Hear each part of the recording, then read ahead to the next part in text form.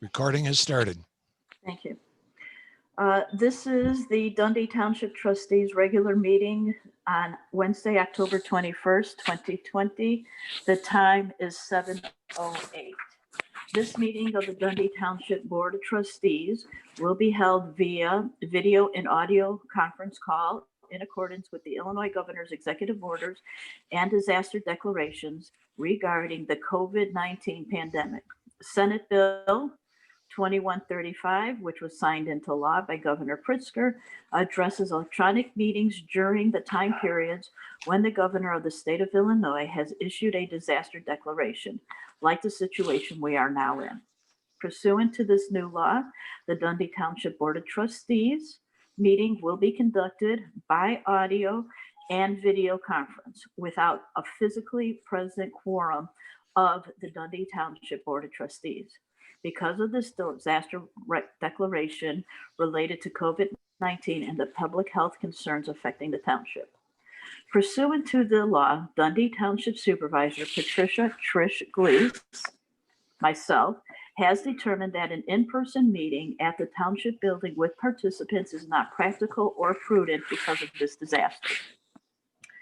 Township officials, legal counsel, appointed board members, and the township administrator will not be physically present in the township building due to this disaster. The meeting is being video recorded and will be made available to the public via the Dundee Township website as provided by law, and all votes will be by roll call. The general public had the opportunity to receive access to this meeting by requesting via email or telephone on Wednesday, October 21st by 5 p.m. to the Dundee Township Supervisor, Trish Glees. With that, Bob, I would like to have a roll call. Okay. All right. Attending physically, I don't see anyone there. Attending remotely, Supervisor Glees. Aye. Trustee Harney. Trustee Aherns. Here. Trustee Johnson. Here. Trustee Schaffer. Ken? Ken?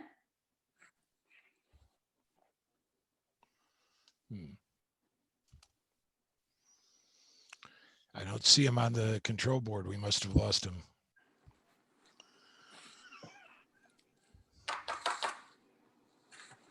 Okay, let the record reflect, I am going to be texting Ken to see if he fell off. And let the record show that Trustee Harney said she was running 10 minutes late. Please hold.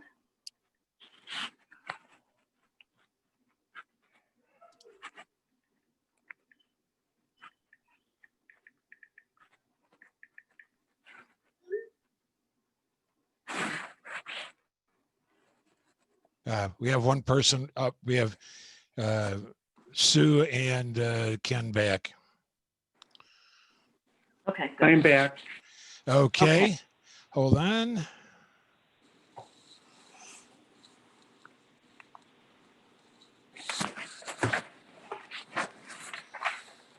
And I see Ms. Harney coming in. Hi, Sue.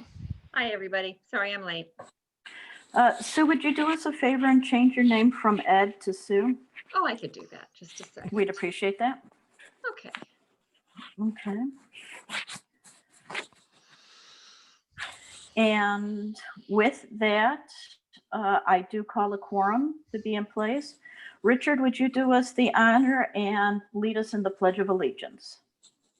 I Pledge allegiance to the flag of of the United States of America and and to to the republic for which it stands, one nation, under God, God, indivisible, indivisible, with with liberty and justice for all. for all. Thank you very much. With that, our next is, I'm looking for a motion to approve or amend the agenda as presented. I need a motion, first motion. I'll Harney, make the so motion. moved. I got Harney. Do I have a second? Schaefer, second. Excellent. Any discussion? If I, oh, I have a proposed amendment. This is Johnson. Okay, just 1 minute, George. Bob, did you have a point of procedure? no, just a comment. So George was first. Okay, go ahead. Go ahead, Want me to George. go ahead? Yes, sir.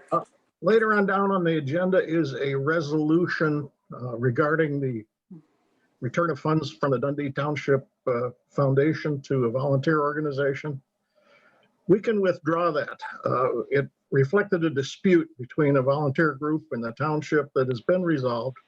Many thanks to June Keebler for negotiating a truce, and you, Trish, and also April Williams. I'm glad it was all worked out. Very happy about this. So I'd like to substitute something else in that spot on the agenda. Ready for this? Go ahead. I'd like to substitute reviewing the state of the open space volunteer program and its relationship with the Dundee Township Foundation.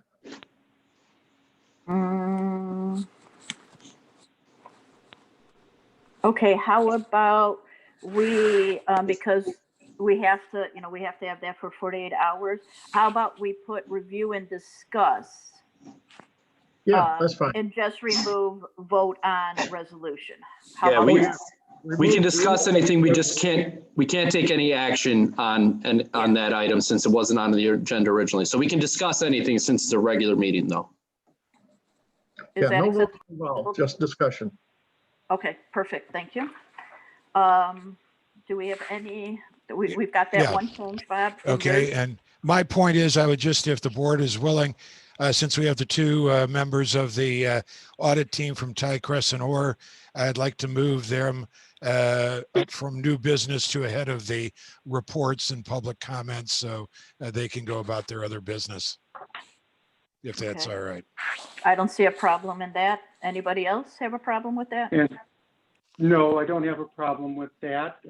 Schaefer, I would like to maybe expand I understand we have a lot of public representatives or public people involved, and I would potentially like to expand the time limit on public comment, maybe to 5 minutes and to maybe a half an hour if we need to.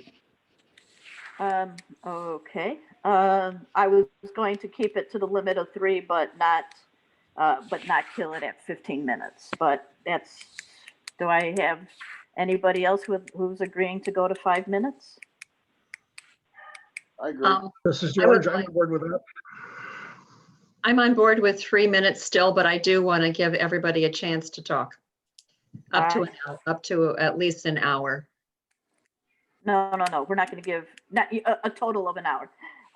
Would the board approve that? I will give people a 3-minute, and if they still have more, we will let them continue up to a total of 5 minutes per person. Okay, that's fine with me too. Okay. Just as long as we don't stop it at 15 minutes. That's what I want to, that's my Right. point. Yeah, Okay. I'm going to pull the total 15-minute limit off the agenda. Okay. That's fine. Okay, there's a total of 3 different amendments. If we're acceptable, I would like to vote on all 3 of them at the same time, Bob. Sure. Okay, so the first amendment is by Trustee Johnson to strike vote on resolution, and it will just be review and discuss. The second one is to move the auditors up to right after the treasurer's report, but before general reports. And the third one is to strike the 15-minute total limitation and give people 3 minutes, but not more than 5 minutes during public comments. I need a motion for those amendments. Move to approve those Schaefer? amendments. I have Harney. Do I have a second? I'll Schaefer, second. second. Ken, I'm gonna give it to George. I heard him first. That's fine. Okay, may I please have a roll call, Bob, when you're Trust- ready? Trustee Glees, Nope. I'm Supervisor Uh, Glees. Supervisor Glees, I'm sorry. It's okay. Yes. Okay. Trustee Harney, Yes. Trustee Aherns, Yes. Trustee Johnson, Yes. and Trustee Schaefer. Yes. Thank you very much. With that, I am looking for a motion to dispense with the reading of the minutes. Oh, you have to go back and vote on the whole agenda. Oh, ma'am. I'm sorry. Right, okay, and I'll call the agenda, I'll call the full roll call. Trustee Schaefer, Yes. Trustee Johnson, Yes. Trustee Harney, Yes. Trustee Aherns, Yes. and Supervisor Glees, yes. With that, that motion carries. Okay, now I'm looking for a motion to dispense with the reading of the minutes from the September 16th, 2020 Board of Trustees regular meeting, or I am looking, and I'm also looking to either approve or amend as presented. I need a first. So moved. So moved. I have Harney. Do I have a second? Schaefer, second. Thank you. Do we have any discussion?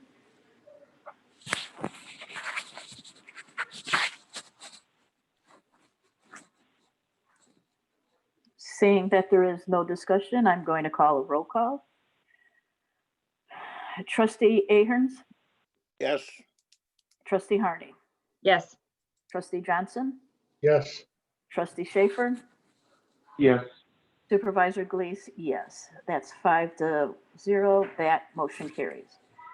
I am now looking for a motion to approve or amend the treasurer's report through September 30th, 2020, and the financial statements through October 20th, 2020, along with a review of the bank statements. Do I have a first? So moved. Johnson. Thank you. And do I have a second? Second, Harney. Excellent. As we start discussion, Richard, will you please review a bank statement? Open space, 1418. Give me 1 minute. 18th, go ahead, Bob, when you're ready.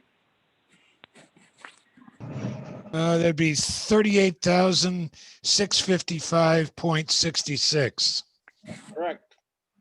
Trustee Aherns concurs with that. Is there any discussion on the financials or the treasurer's report? Seeing no discussion, I will pull a roll call. Trustee Johnson,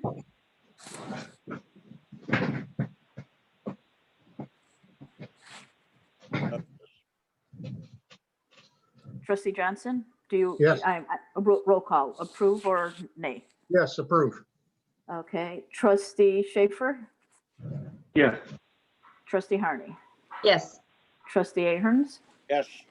Supervisor Glees is a, so that is 5-0, and that moves on. With that, in accordance with our agreement to move things around, the presentation of the financial audit report of fiscal year 2019-2020 by Thigh, Cress, and Orr. We have Luke, who was one of the auditors, and Wade Arthur, who is the partner. Gentlemen, please unmute yourself. And you have the floor. Awesome. Well, thank you for having us tonight. We'll just kind of do a quick overview of the audit and then field any questions that you may have. First, just want to say, want to thank Bob for his responsiveness to us, getting us the information when we needed it. We appreciate his extra efforts this year in allowing us to complete the audit 100% remotely due to the coronavirus pandemic. Again, this year it was a clean audit opinion, so an unmodified audit opinion. So that's always great to see.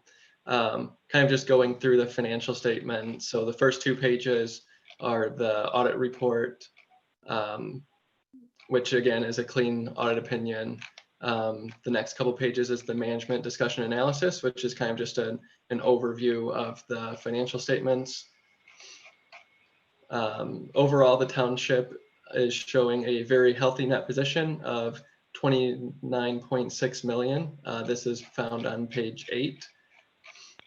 If you have a PDF in front of you, I believe it will be page 12 of that PDF, maybe page 14. So at the bottom there, the net position, 29.6 million. Moving on to the statement of activities, which is page 9. During the year, there was a change in net position of negative 476,050. The majority of that is made up of depreciation, which is not found on the fund statements. The fund statements are located on pages 10 and 11. And you're showing total cash in all of your funds at 388,000, and then total short-term investments of 1.85 million. Again, these are on the accrual basis of accounting. So you have your property tax receivable, replacement tax receivable, and accounts payable and deferred property taxes on these statements. Page 11 is your fund income statements. So at the bottom there, your change in fund balances in total for the year is a loss of 323,791. And the general fund makes up just under 250,000, with the road district fund making up just south of 140,000 of that loss. Moving on to the required supplement. So, and then we have the notes to the financial statements. No big changes in those from the prior year. All the same notes that you have been used to seeing over the past 2 to 3 years.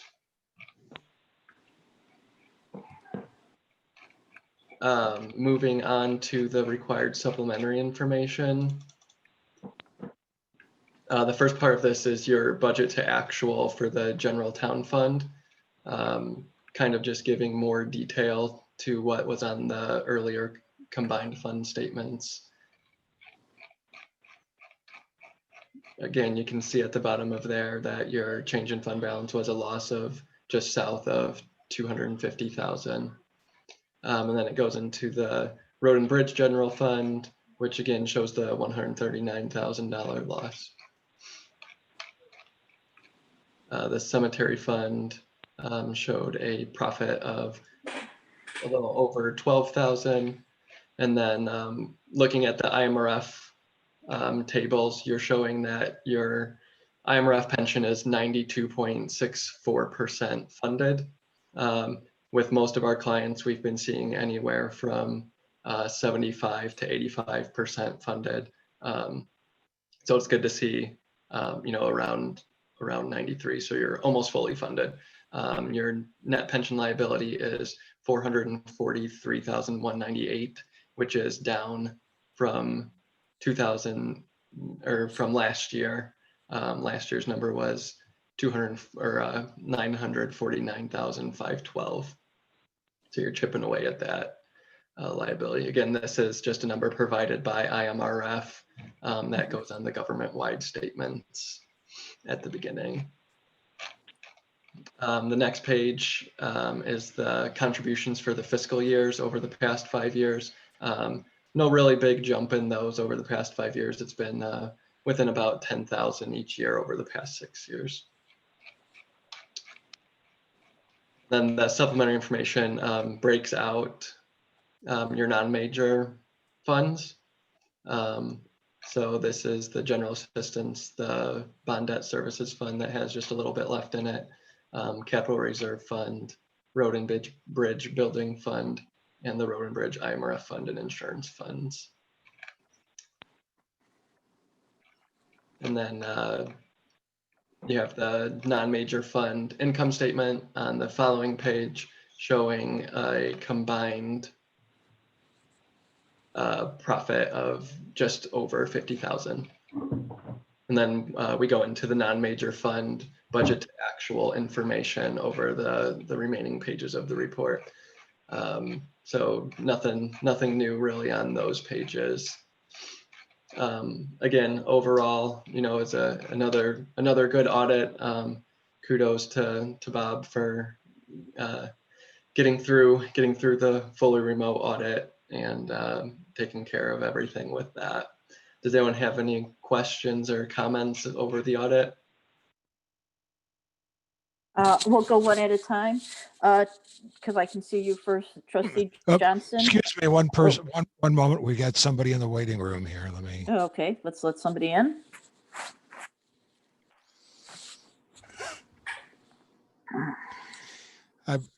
Phone number ending in 266. Could you identify yourself, please? Yeah, Roland Lauer. I had to redial in. Okay. Sorry, Mr. Lauer. All right. Okay, starting with Trustee Johnson, do you have any questions for the No auditor? questions. Trustee Harney, No questions. Trustee Aherns, No questions. Trustee Schaffer, Just a question on the notes to required supplemental information. I don't have a page number for you, but it's on the first page. Just under note 2, it states that the excesses over expenditures over appropriations in each fund, there was in there, and then the overall individual fund indicated no aggregate excesses of expenditures over appropriations. So we did budget over budget, and there is a decrease in the amount of our total funds. I'm assuming that that means that we didn't overspend our overtures. Yeah, so basically what that means is there are some individual line items that were over the appropriation amount, but overall the funds are not.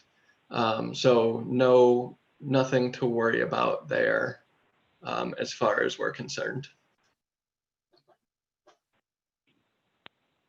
Okay. And then let me look, I may have one more question for you. I got to flip pages here.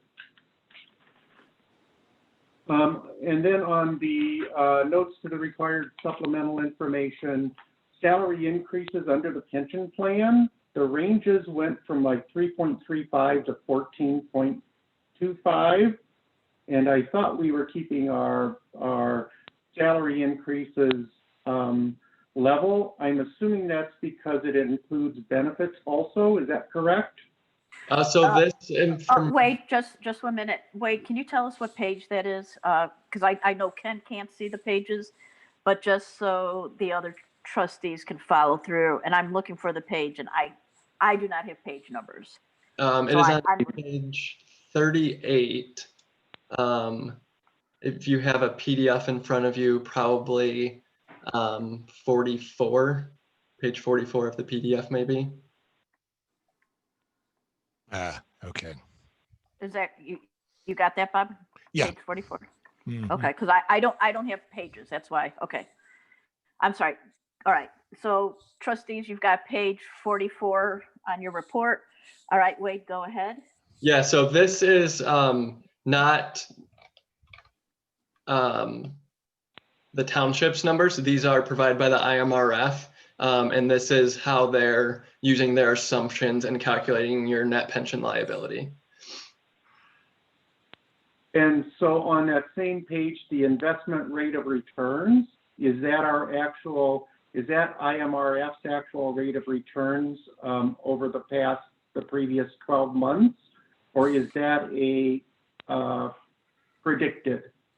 That is their actuarial assumption going forward. So it's not a valid number, it is just an estimate. Correct. Okay. That was all my questions. Okay. I have no questions. Wade and Luke, I knew this would be an interesting audit with COVID.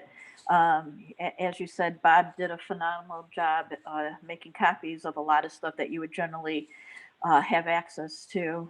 We appreciate you working with us, and thank you for your time. Yes, absolutely. Thank you for having us, and we appreciate the relationship we have with the township. And if there are any questions that come up as you continue to review the report, feel free to reach out to Mr. Block, and he can forward the questions to us, or Supervisor Glees can forward the questions to us. The next steps are we will get you your bound copies over the next week or two, and we will be filing the Comptroller AFR report tomorrow once the audit is approved by the board. Okay, perfect. And also, can you send me a clean PDF without the draft on it, and also distribute it That'd be to nice. the trustees? Yes, absolutely. Okay, thanks. Excellent.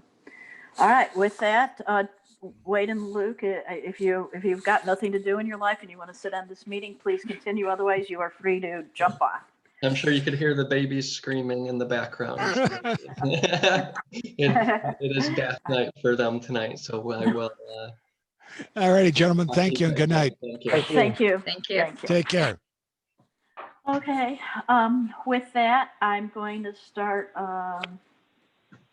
with reports. The first report, let's start with Highway Commissioner Sinnett. Do you have a report for us? Yeah. Couple things going on. We have started prepping all the trucks for the winter season, which seems to be coming in all around us. We also will finish up our interviews of my people tomorrow morning. And we're doing a lot of trimming and a lot of places that got mudded in from all the rain, still finishing up on that. We also have a little problem inside the building, the sewer pipe, which I'm guessing, I bet it's north of 75 years old. It's corroded, cracked, and the bathroom is unusable. So instead of spending a fortune at the plumber, my guys and I are going to do it in-house. So that's what we're doing now. That's Okay. really about it. Scott, I have a question. Do you need access to, since the bathroom's not usable, do you need access to a porta potty, or do you got that covered? We ordered one already. We actually did that before we, committed. So Perfect. Okay. Yeah. All right. Trustees, are there? Oh, ahead, I was just Bob. going to say, Scott, you want to talk about your new toy? You mean the new dump truck? Yeah, the new truck. Oh, And Yeah. Are we selling an old one? Yes, we're going to put it up for sale, and like we did on the last one. Okay. We just haven't had time to do much right now. Right now, we got to get this. We got a big hole cut in the floor, so as soon as we get that done, I think Dave's put the finishing touches for the most part on the new truck. I think it's ready to go, but they're still doing some rearranging on the older one, some of the things we want to keep and so forth. But yeah, we're just keeping very busy right now. okay. Any other questions for Highway Commissioner Sinnett? This is Johnson. Go ahead, Two questions. trustee. Go ahead, George. Okay. Scott, can you update us on the OSHA kind of Oh, yeah. demand? We received that, and we took care of it. That went out on I think of the 6th or 7th day that we had it, and went back in the mail. So we responded to the questions? oh, absolutely.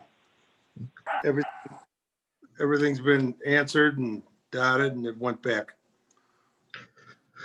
Okay, second question is what's the status of the union organizing process?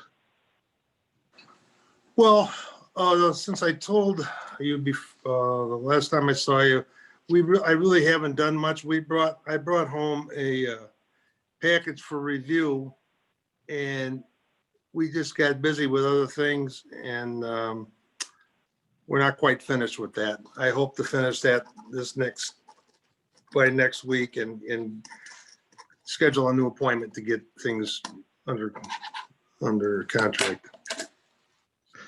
Okay. And what's the status of the whistleblower complaint? Well, pardon me? What's the status of the whistleblower complaint? Well, as I said, we sent it back. And that's it. We haven't heard anything. We only had it for 5 or 6 days. No, that's the OSHA. We have a whistleblower complaint that I had understood there was an investigator that had finally been assigned. You have a Those are letter the- from the governor asking about it? Okay, ready? Those are the interviews that will be finished tomorrow. Okay. So we're moving along on that. Okay, and then I just have one question. I don't know how to ask this question. Are you leading the unionizing of the highway department? Nope. Okay. Could I ask a follow-up question? Sure. You seem to reference a packet that's in our hands. Does that indicate that somehow the ball is in our court? And specifically, what does that mean? No, I didn't, that's not what I meant. I think I said I have the pack. I'm reviewing the packet. What does that mean? Well, it's a packet of conditions and so forth that we received at the meeting we had, and we've taken them back for review because there's things that you may or may not like. You can change it and customize it. But as I said, with everything else going on right now, I just kind of put that on hold for the time being. We'll get back to it, but it's going to be a week or so. You Okay. are involved with the unionization. I thought the employees are not heading this up. I don't understand here. Why would you have the packet, Scott, instead of an employee that was leading this? Well, because I'm there with my people, and I'm the leader of the band, you might say. I mean, they set it up on their own, and now the next meeting was with me and them. I don't really have a cleaner answer than that, Sue. It sounds like you are involved in a leadership position with the unionization. That's what it sounds like to me. No, well, it's wrong. It's Okay. not that way. Okay. I had nothing to do with that, just for the record. Oh, no, I'm not saying that. What I'm saying that now the process includes you. If you're modifying things, then you have, in the report and going back, then you're part of the negotiations. Now the process includes me, correct. Okay. I'm learning just as much as you are each time I go. Okay. Trustee Aherns or Trustee Schaffer, do you have a question for the Highway Commissioner? No, I think I'm good. I'm good. Okay. All right. Let's move on to Assessor Bielak. Can you hear me? We sure can. Good. Tomorrow is my last hearing for the year, commercial hearing that is, with the board review at Kane County. It's a late filed protest, but nonetheless, it's tomorrow. From that standpoint, after that, we'll get busy. We're already working on preparing our hearing evidence for property tax board appeal hearings. So it's from one fire to the next. From that, also on a side note about the property tax appeal board hearings, Springfield is not accommodating the hearing process very well. They're not doing Zoom hearings. They are requesting everybody physically be present in Springfield for these hearings. And they have not even set out a schedule. They gave a window of 2 to 3 months. And basically, the message is settle them. And it's really unfortunate for the taxpayers.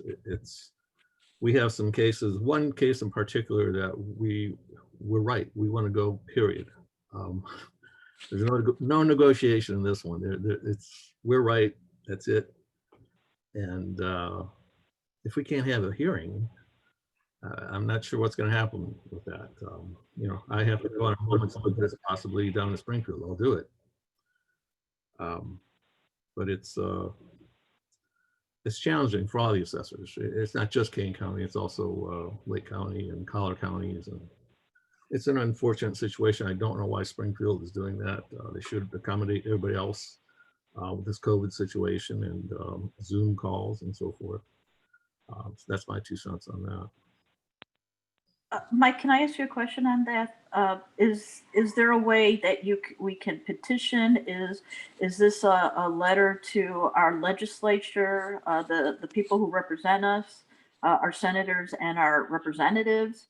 I mean, you know, Kane County is in mitigation. If it doesn't clear up, we're going back to phase 3. Metro West is, you know, stuck in phase 2, 3. I mean, the whole state, you know, as a whole, is in mitigation. I don't understand the lack of thought process. I mean, it appears to be a very a misguided, you know, that we're going to send our assessor down.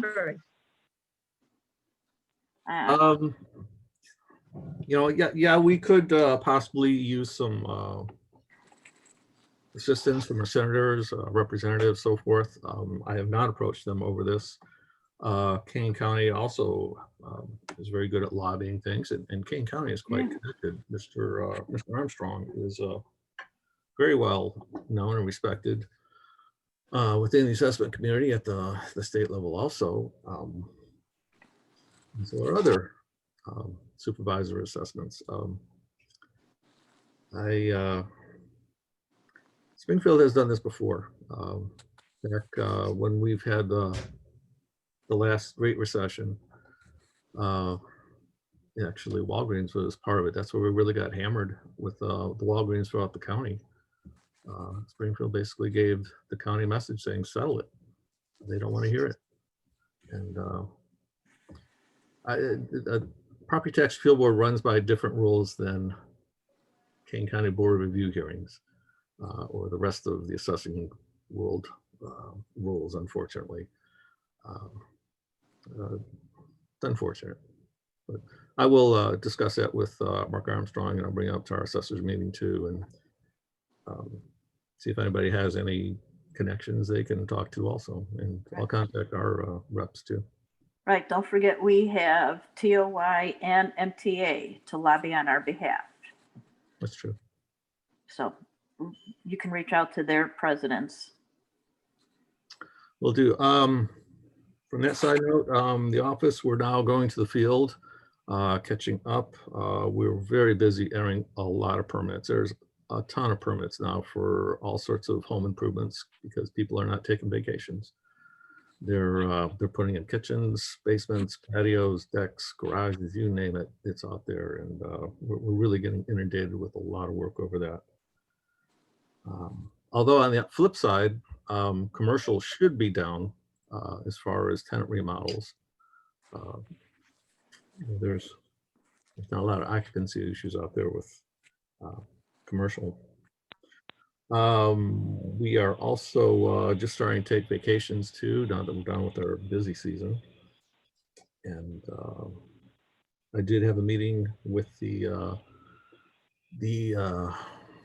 people involved with the Walgreens hearing on the countywide basis, the County Board of Review chairman, some of the interveners throughout the county with different school districts, attorneys, taxing jurisdictions, and assessors. And we're just laying out some strategies, what to do next, where to go, who to use. And And as far as the assessors go, we are also forming our committees, trying to lay out some groundwork and plans on how to adjust these assessments going forward regarding COVID on commercial properties. It's quite a task. It's going to be a big challenge. It's unprecedented, and we're looking at all sorts of different avenues. We're looking nationally where other people are doing, and nobody's laid any groundwork out yet. So we're researching that and getting ready for that. It's going to hit us real hard next year. So we're trying to make a plan for that. We also have another little subcommittee on solar panel evaluation. That's getting pretty prominent with houses, and we're not certain how it affects market value on our property yet. We keep monitoring that. So that's it. That's my report right now. Thank you. Bob, could you please provide the cemetery report? Sure. Aherns here. Could I interrupt a minute? Oh, I'm sorry. You know what? I'm very sorry, trustees. I didn't ask you if you had any comments for the assessor. Do you have any comments for the assessors? Go ahead. For the assessor, I'd like to go back to Scott's report. And Sue Okay. made a statement, I don't know if I understood her right, that she had a letter from the governor about the whistleblower. I understood there's been a letter from Governor Pritzker asking for a report, the whistleblower report. Governor Pritzker is involved in the whistleblower? I think that's the OSHA report that came from Pritzker's office. Right. Okay. Then that's what it is. Thank you. Sorry. No, that's okay. I have a question for Mike. This is George. Go ahead, trustee Johnson. Well, it might be for you too, Trish. I haven't been to the office since March, but I'm hearing there's some construction going on. And could you, in a couple sentences, just kind of describe what's happening? That is the new intake. I'll take it, Mike. That's the new intake room on the first floor for general and emergency assistance clientele. Oh, we knew about that. Yes, you did. Okay, thanks. Okay.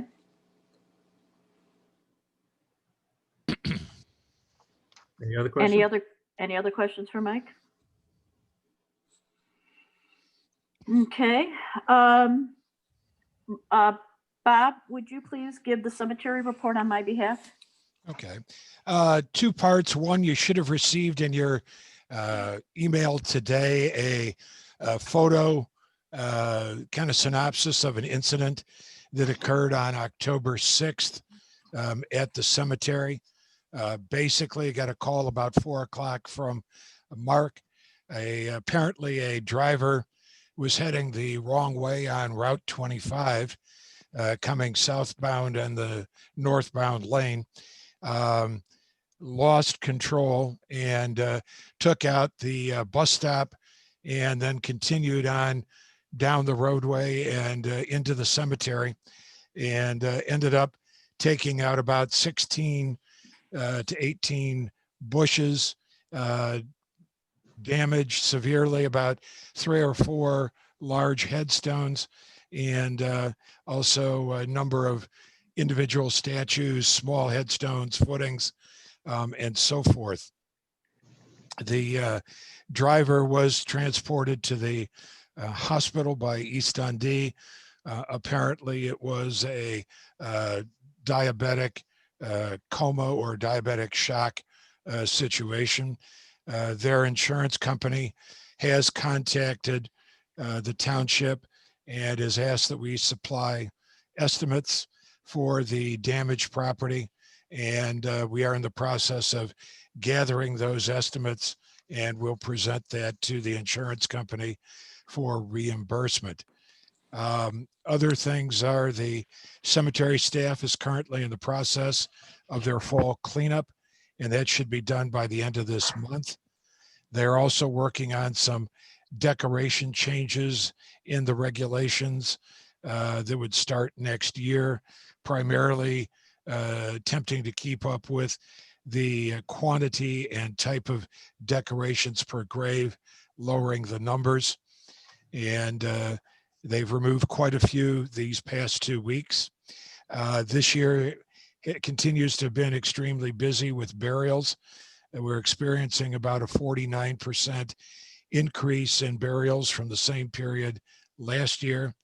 In 2019, we had 82 burials from January through September. This year, it's been about 122.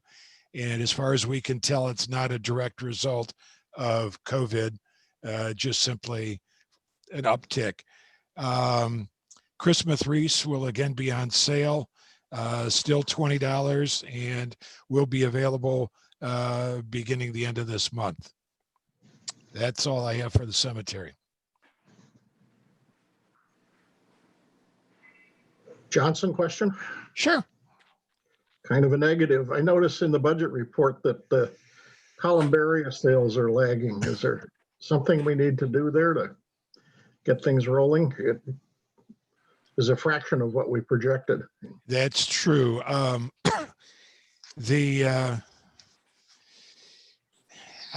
assume we are going to try to do some additional marketing. It is one of those things, the people that have come out to look at it love it.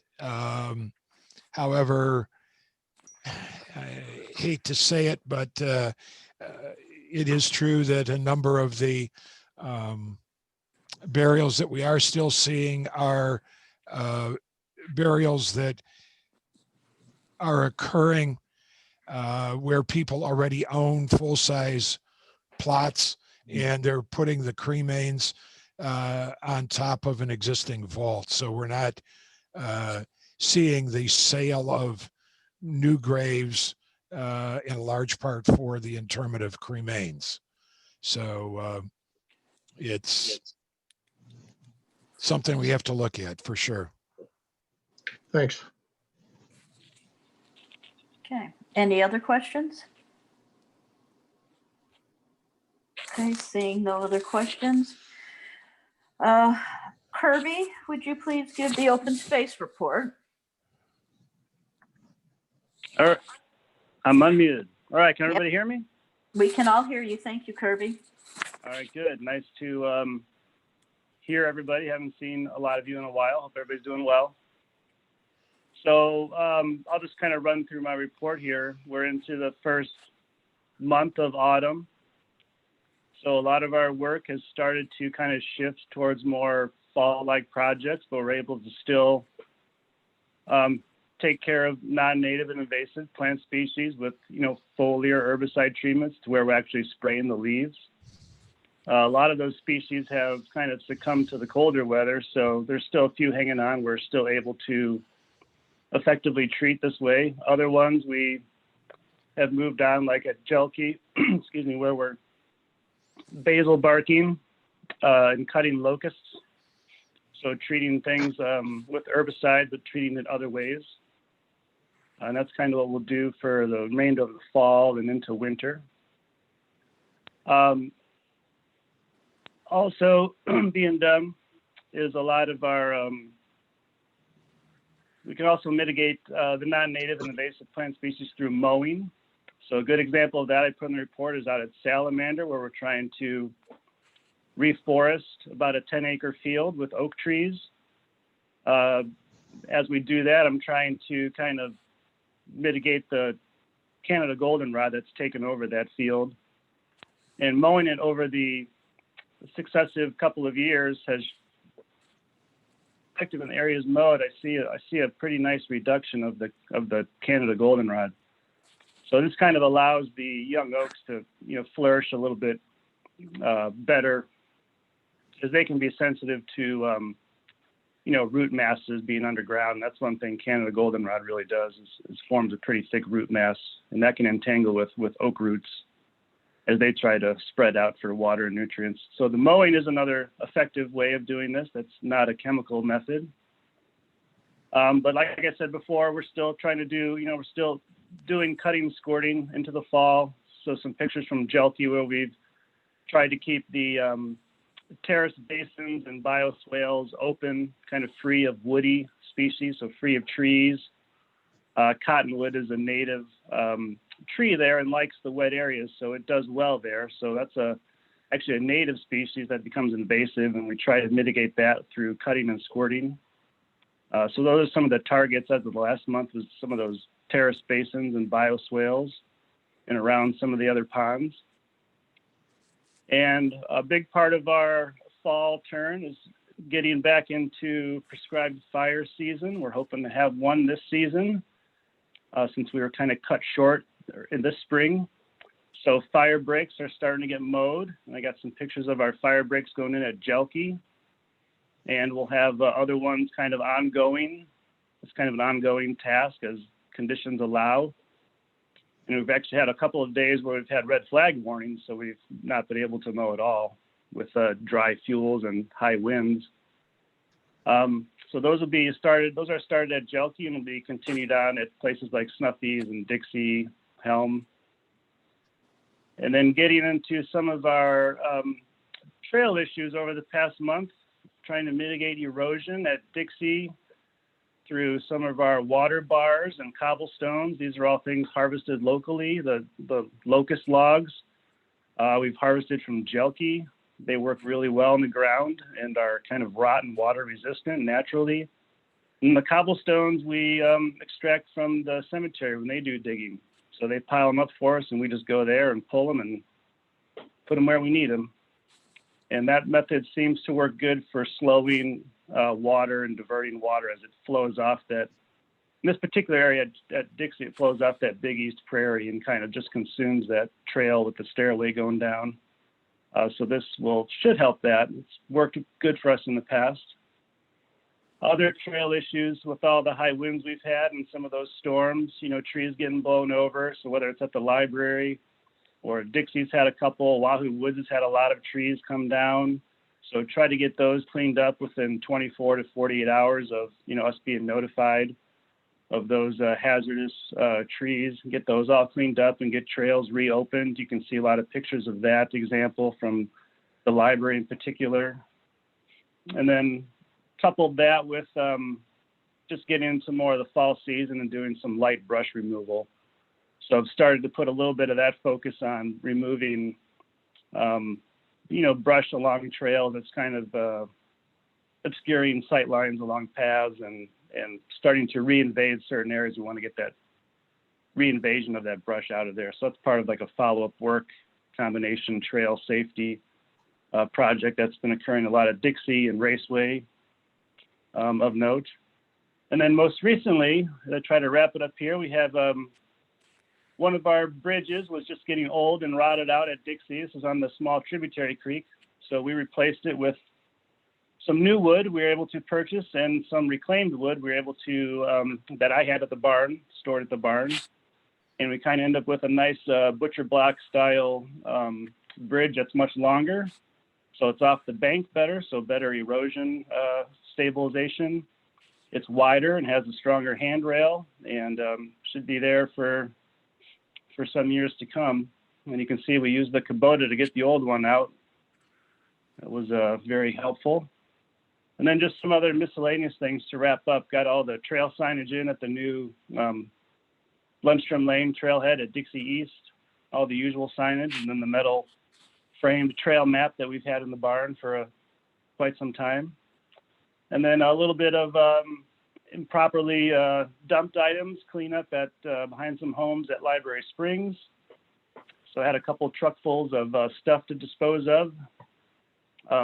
And then just doing overseeding and follow-up areas, get cover crop in before the weeds establish themselves. And then also have a new Aldo Leopold style bench and memorial oak, bur oak, over at Hollowell James, the Snuffy's Prairie area that was donated to us. And then the big thing at the fall is seed collection.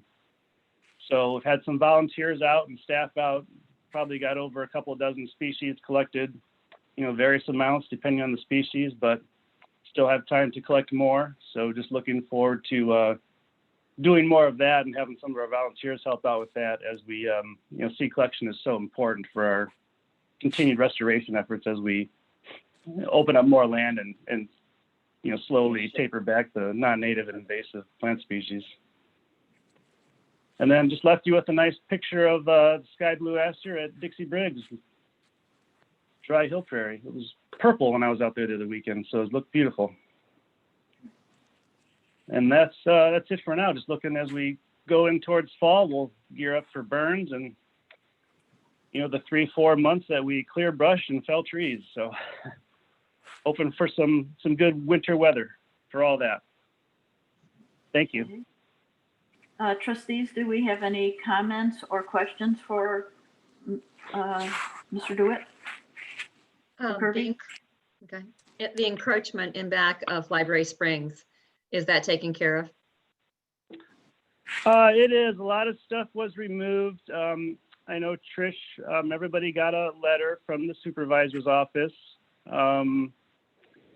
It was really more so, one particular house than certainly a lot of the homes there. A lot of the homes just had typical kind of landscape stuff, but one house really had quite a lot of stuff back there. And actually it was probably doing some bow hunting back there as well, it looked like. So things like hunting stands and, the little makeshift things got removed, a lot of scrap metal, a lot of wood debris, stuff like that. New signs got put in where the old, the old metal signs that we had, Sue, some of those were just, weren't old. Effective anymore. So I, tapped in some of those new flexible ones we have. So it's an area we'll just, this happens from time to time, people to get a little carried away. So just an area we'll have to, police a little better, for a better term. Is the fence still pretty much intact, or does that need to be replaced? No, the fence is. We replaced one, and I still have enough material in the barn. We can replace some of those slats every now and again that get bad. It's looking decent back there, though, actually. Good. The individual who encroached so badly, has there been any communication with that individual directly, or? So Kirby, I'll take that. Yeah. There are, his house is in East Dundee, and there's many citations from the village of East Dundee for many things. We are working with the police, because one of the things they had said was that they had thought he was dumping motor oil in the area, but Kirby has checked it and none of that had occurred. But yes, he's been cited. We've talked to King County about it. All of the other residents were came clean, said, oh yeah, I dumped my grass back there, I do this. So it should be taken care of, hopefully. Okay, thank you. We will keep our eye on it. Kirby, Right. I have a question for you. Then, either you or Trustee Johnson, the new Dixie East Lundstrom trailhead, are we seeing activity through that? It's hard to say. I see a couple people on the trail in the woods. I don't see, maybe Trustee Johnson could attest to it. I'm not there enough to see if there's cars parking on the street, or I expect it's not not going to be a widely used trailhead just because of its location, but it was a nice trailhead to complete the, trail system there. And it's something we've been talked about for a number of years. But hard to say if a lot of people are using it. I don't know. Well, from our standpoint, I can't see it from the house.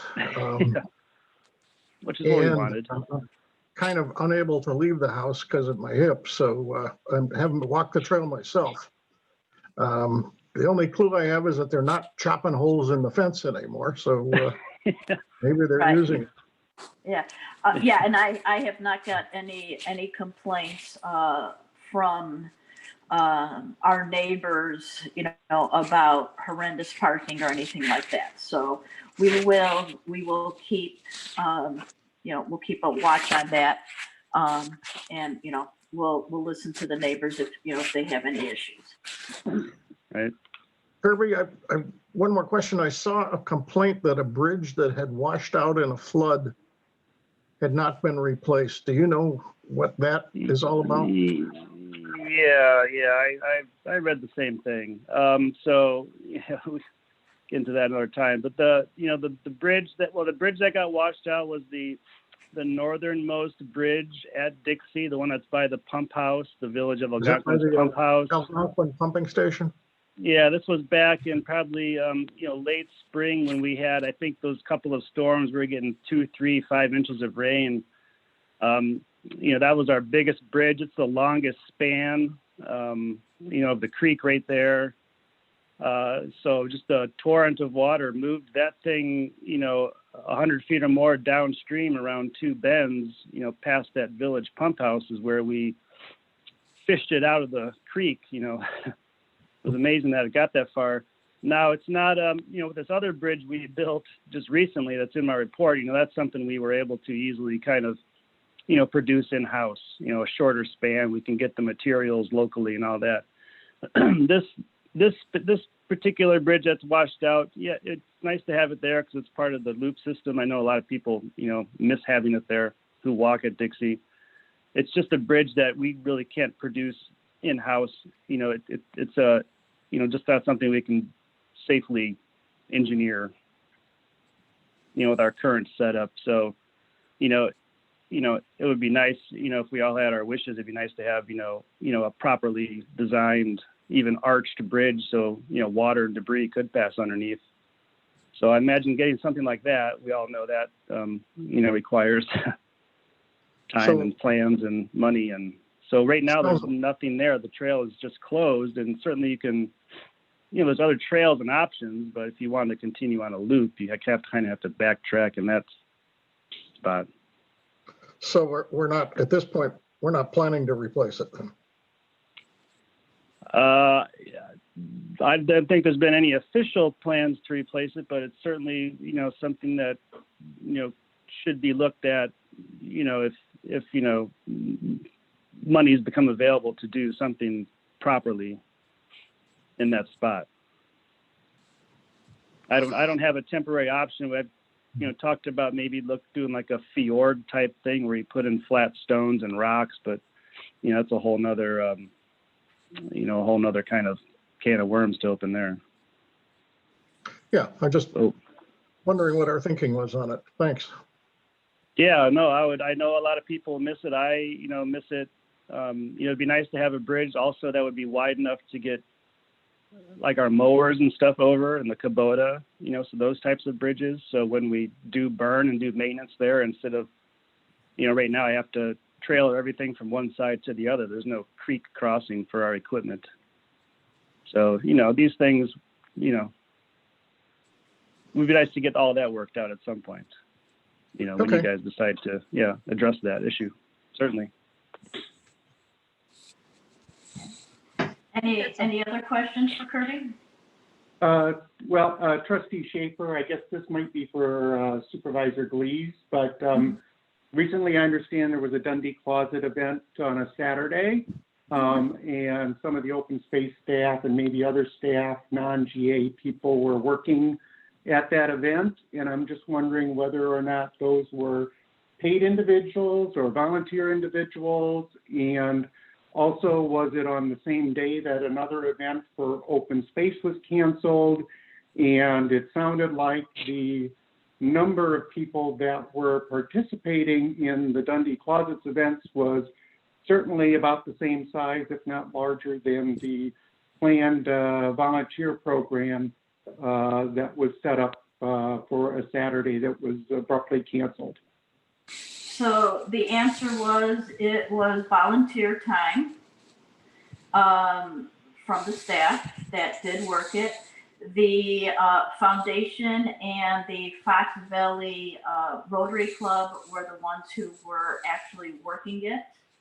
And they maintained a small enough staff with social distancing to maintain the over 150 50 families that came in to get clothing for the winter.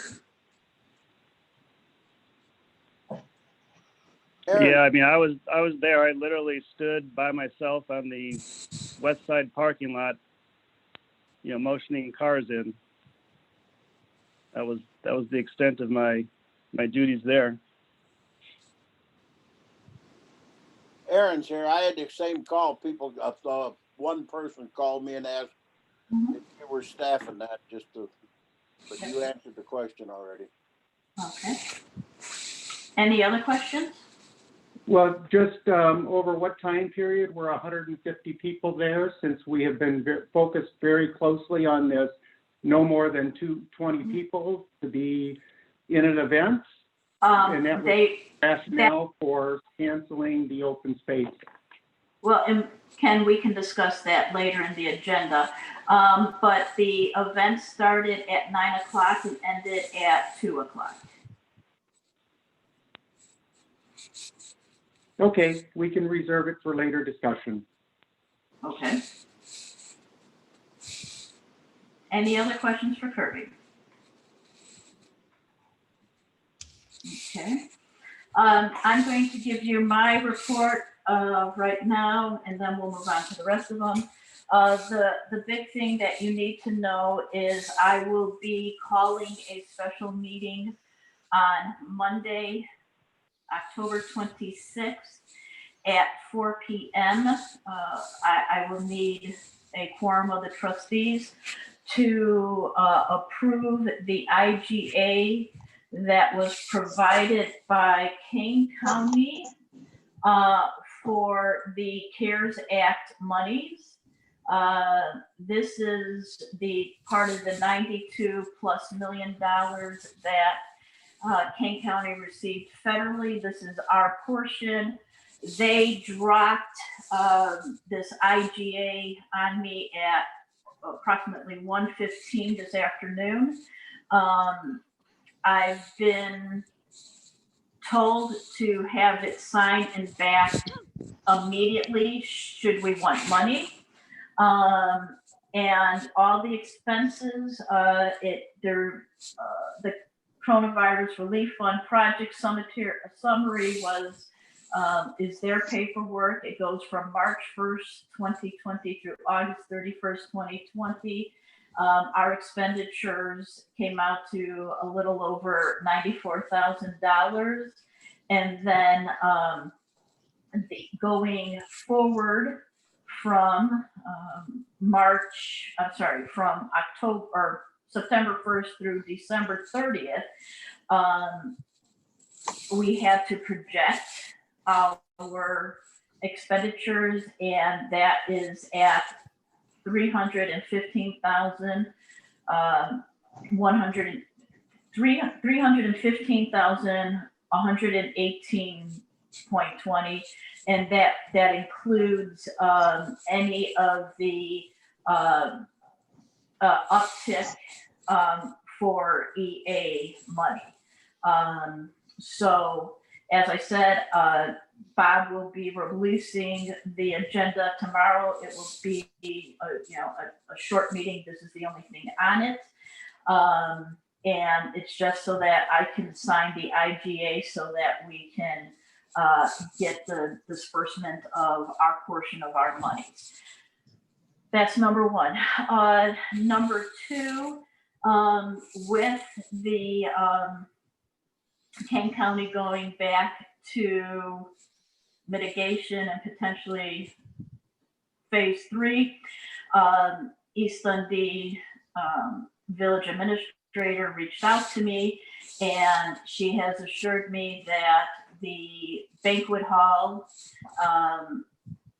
has been notified that they have to, less than 25 people, which includes their workers or employees, and they are responsible for the extra due diligence of the common area sanitation or sanitizing after those meetings, so that our staff, particularly my supervisor staff and Assessor Bielak staff, so that we know that on a Monday when we walk in, the area is, has been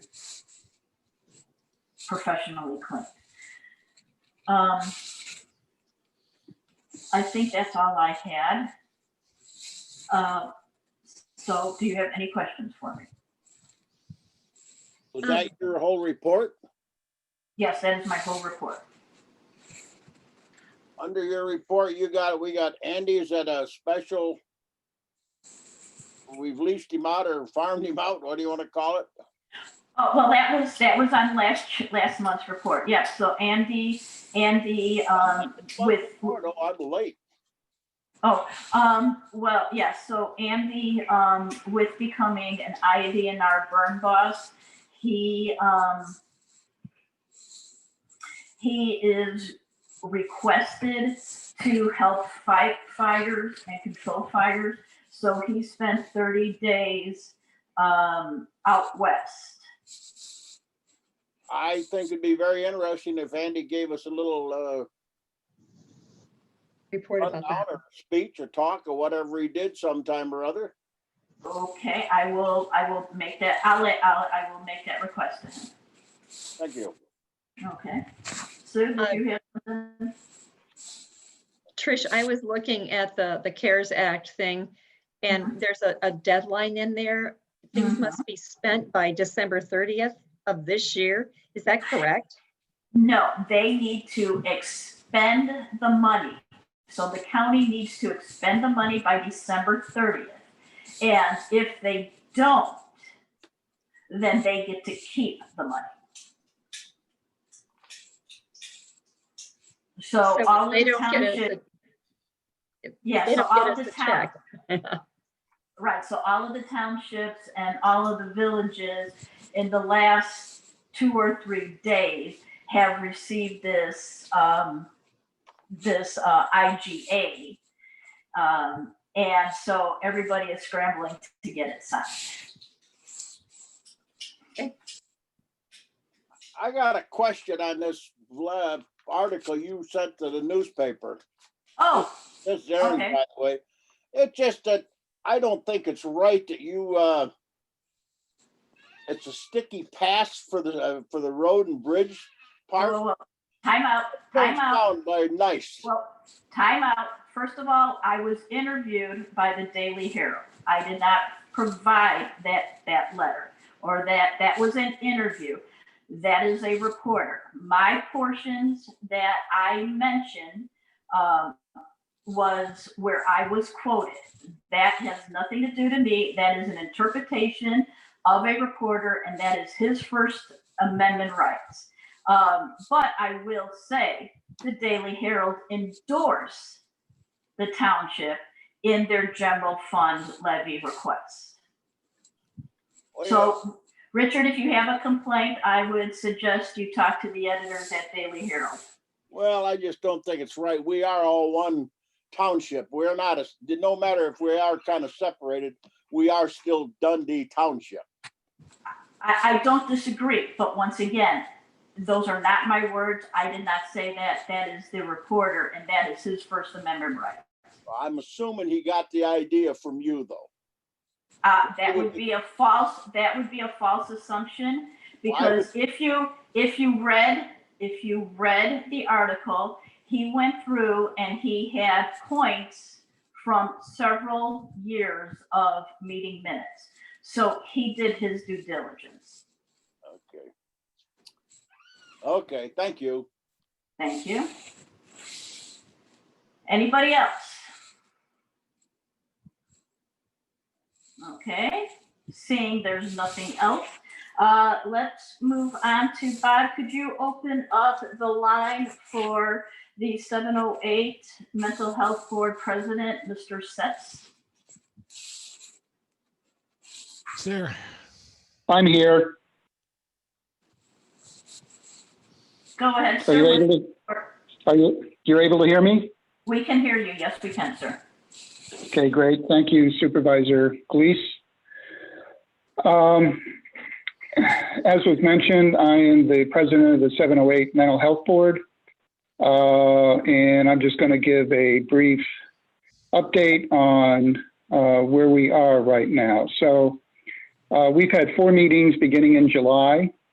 The first one clearly was an organizational meeting, electing officers for the board.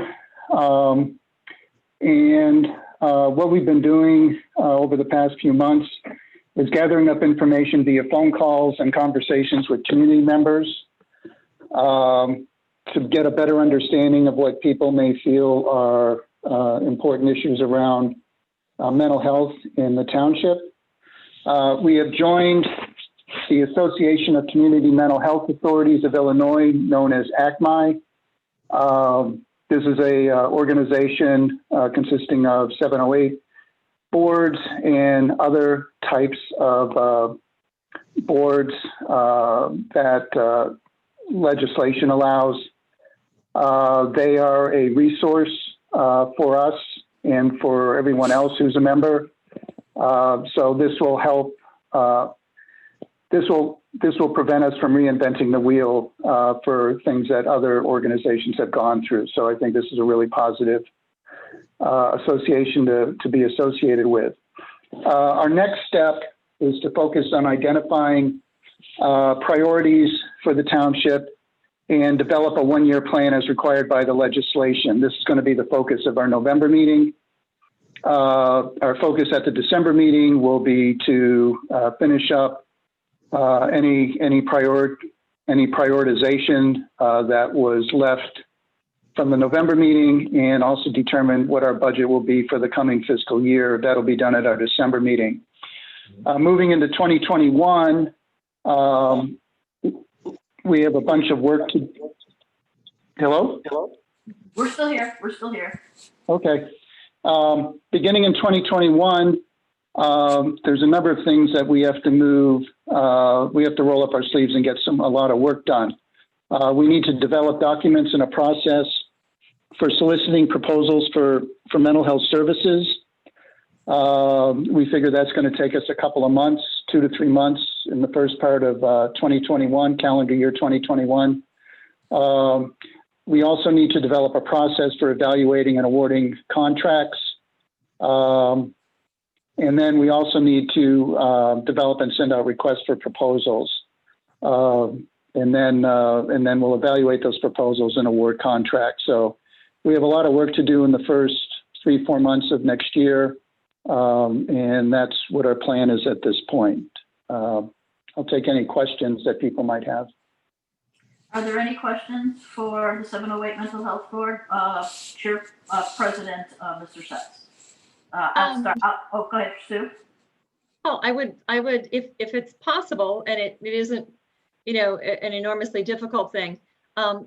Could you share the data from people and what they want in a way that I don't need names. That's not what I want, but just, what people are interested in having. I'd like to see the community survey information if you have it in a form that can be shared with the board. Yeah, Sue, first of all, we're not doing a community survey at this point. Each of the members of the board brings certain skills and contacts within the community. So they're reaching out to their, to their circle. So for example, I've interviewed all the police chiefs in the area. I'm moving on to the fire chiefs and village presidents and the like over the next couple of weeks. But yes, I think we can provide summaries of what our findings are to the board. That'll be reflected actually in our priorities. I think that will explain how the feedback fed into our priorities. That's the way this should work. Okay. Trustee Johnson, any questions? No questions. Trustee Aherns? No. Trustee Schaffer? No. Okay. Thank you very much, Mrs. Suss, and we look forward to continuing to get updates from you. Okay, thank you for the opportunity to update the board. Thank you. Bob, could you please open up the mic for Kane County Board Member Chris Kiles?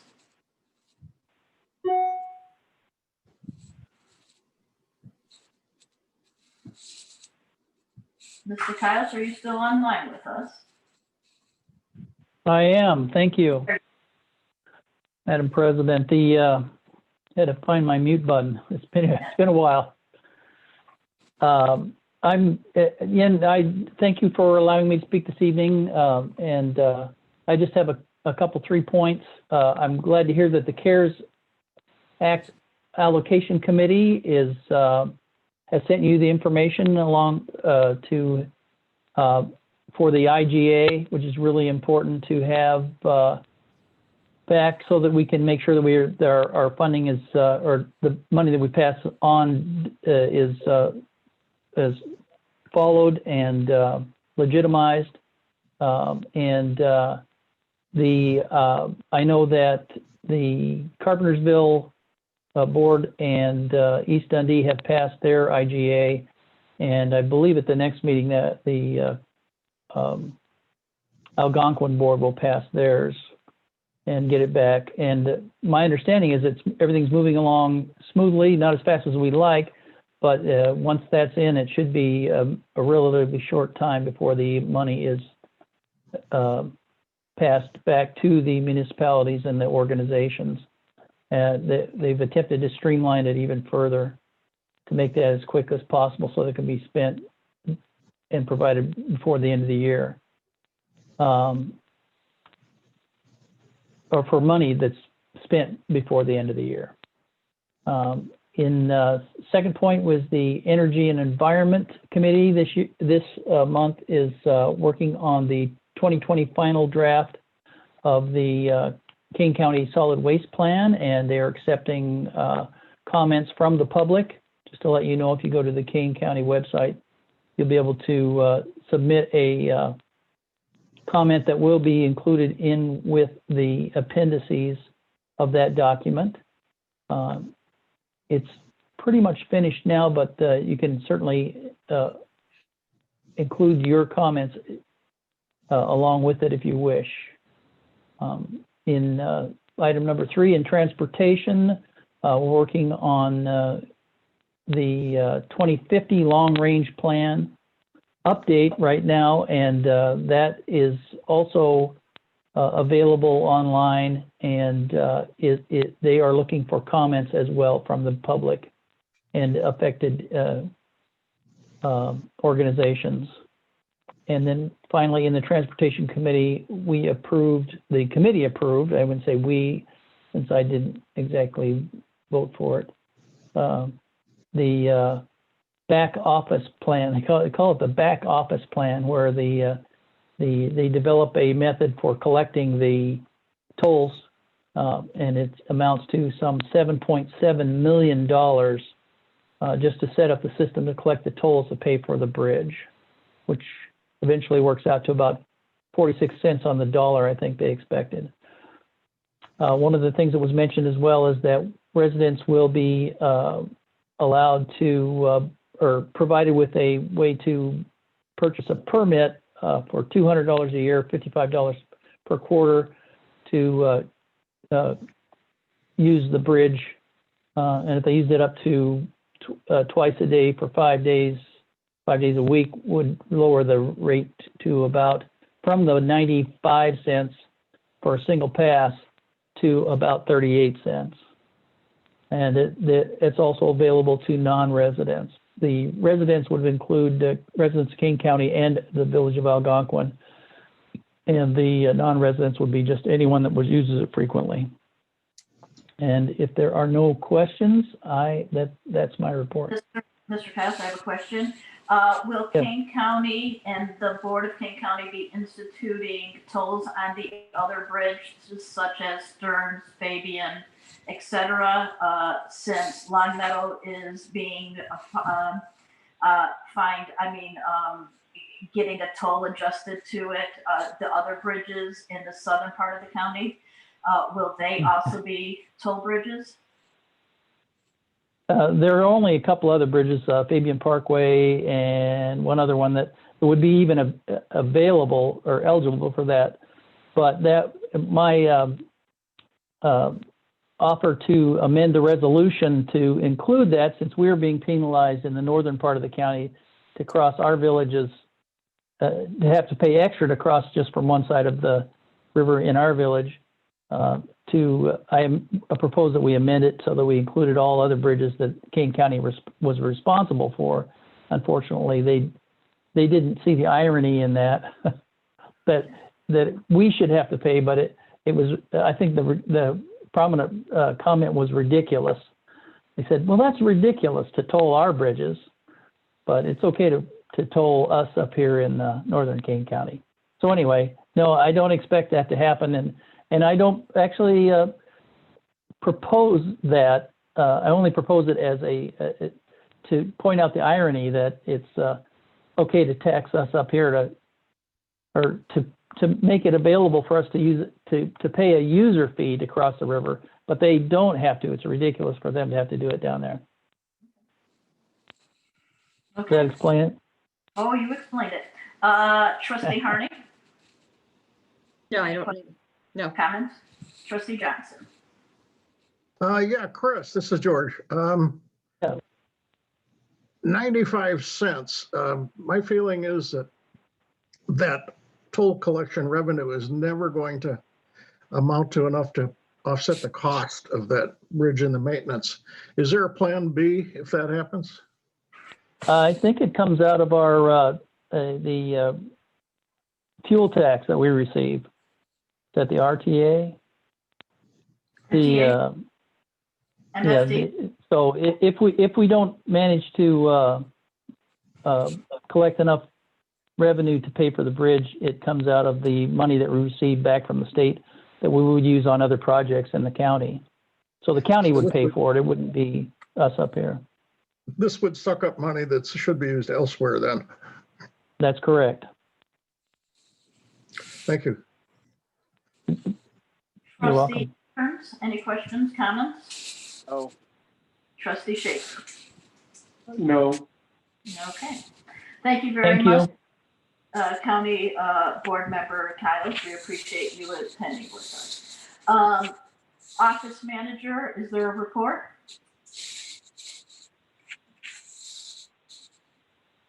Bob, you're on mute. When you cough. Okay, just one thing of good news. I did send out to you the notice from our insurance company that Blue Cross is providing a 15% credit on our October health insurance premium. So we will get a little break in November. And that's all I've got. Excellent. I do want the Board of Trustees to, recognize the audit work that Bob had to do. All I can tell you, there was a lot of copying and faxing coming out of the office, and he did a marvelous job. So thank you very much, Bob, for that work. Oh, you're welcome. Okay. Does anybody have any other comments for Bob about the Blue Cross premium adjustment? Okay, seeing no other questions or comments, let us move on to public comments and questions. As we amended the agenda, we will have a minimum of 3 minutes, but not more than 5 minutes per person. And for people on the phone, if you are muted, it is *6. When it comes to you, we will call your name. If you have no comment, you can say no comment, but at least acknowledge that you're still there. So if it is no comment, we will just move on. For all others, I will, you will have your 3 to 5 minutes. Bob, when you are ready, I'll tell you the first person. Are you ready? Because I know you need to also take notes, per se. Let us start with Steve. Okay.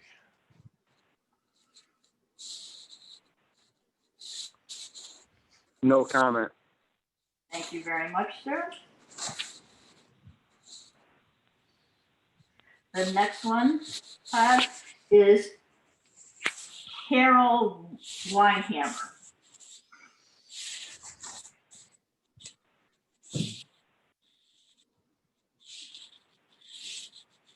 Carol, you've been unmuted.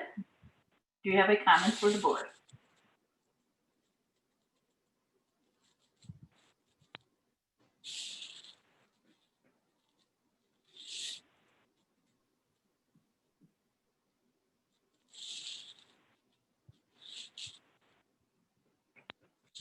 Carol, you've been unmuted. Do you have a comment for the board?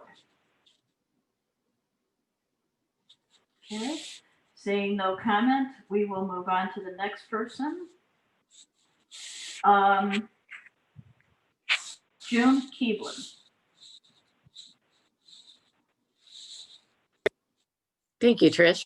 I don't have any really formal comments. I just, I know that you get a report from Kirby every month, and I thought maybe I would just come tonight since George had mentioned that he may be discussing volunteers. I've been involved with volunteering for 40 years, and certainly 35 of those years have been directly related to Dundee Township.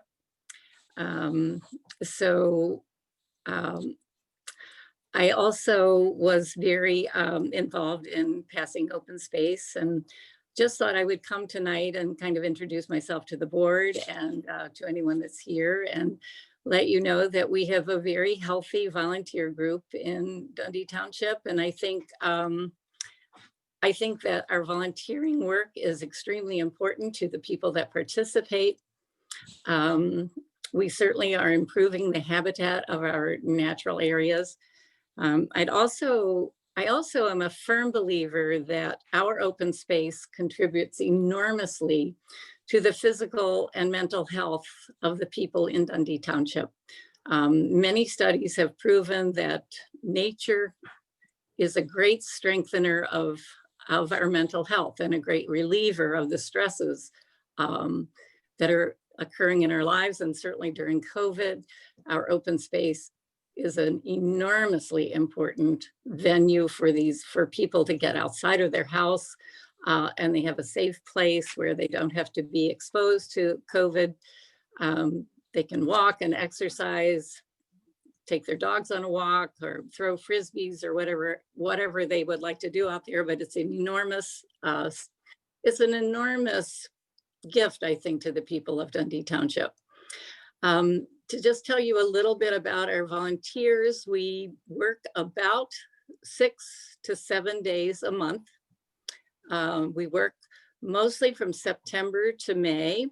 This summer and this fall, we have been doing more seed collecting than we have in the past. We've collected 5 different days, and we've collected an enormous amount of seed. It's all sitting in my living room right now, ready to turn over to Kirby.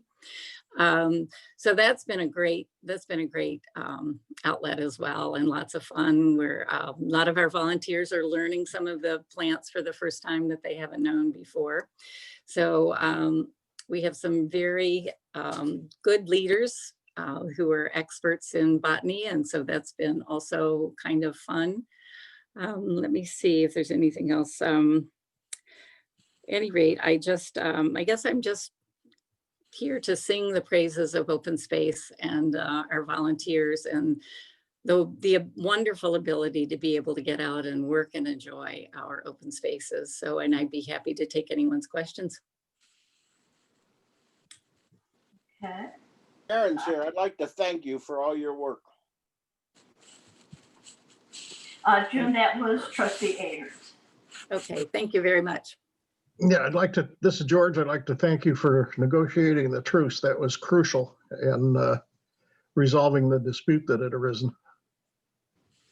My pleasure. It upset me as well. And volunteering is something that's very near and dear to my heart. And so if there's a riff in it, it affects me as well. And I do feel some responsibility because I'm the one that lets the volunteers know. I sort of take somewhat of a leadership role in our volunteer stewardship.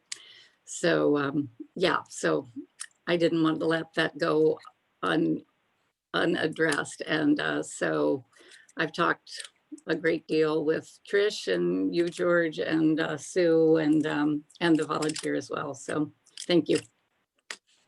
Thank you. We really. Go ahead, Sue. I'd like to add to that too. Of course, you know, June and I have worked together for years on this, but you know, June, you are just an incredible asset, and the organizational work you do for the volunteers. I'd like to, you know, also reiterate what you said about this is an enormous benefit for the township. There's no question about it. I don't believe we can manage our open space without the volunteers that we have. They put in hours and hours, and it's certainly curtailed at this point because of COVID, but it's a critical part of our operation. But there's another aspect to that as well, and that is the aspect of it gives folks a chance to get out, and people desperately need that. And I've talked to more than a few volunteers who tell me that it's almost therapy for them to be out working on the open space. So I think it's really important that that opportunity is there for them. And of course, like every other land that can be walked on, forest preserves, national parks, everything, people are flocking to these areas during this period of time because it's one of the ways they can really find a release from the pressures of being, you know, so confined with the COVID. So thank you, June, and thank you to the volunteers, and thank everybody that's involved with this. And June, I'm going to ask, we'll be remuting you again so that we can finish public comments. But when we get to new business, the review and discussion of the open space volunteer program, if you would be willing to unmute yourself to provide us, if necessary, detailed information or information on thoughts and processes, that would be appreciated. Great, I'd love to. Okay, thank you. All right, Bob, let's bring on Mr. Kemp.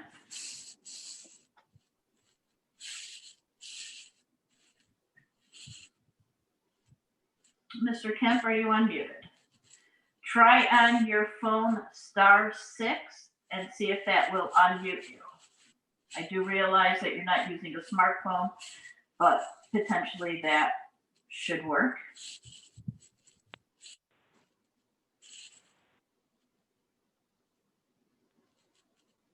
Mr. Kemp, can you hear me?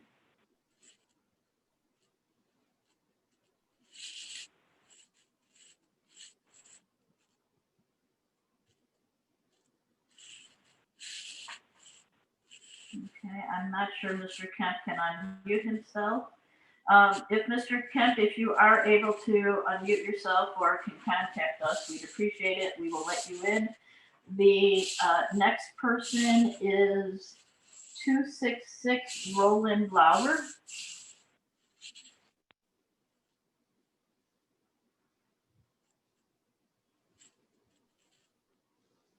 Mr. Lauer, you are live. Do you have a comment or a question for the board?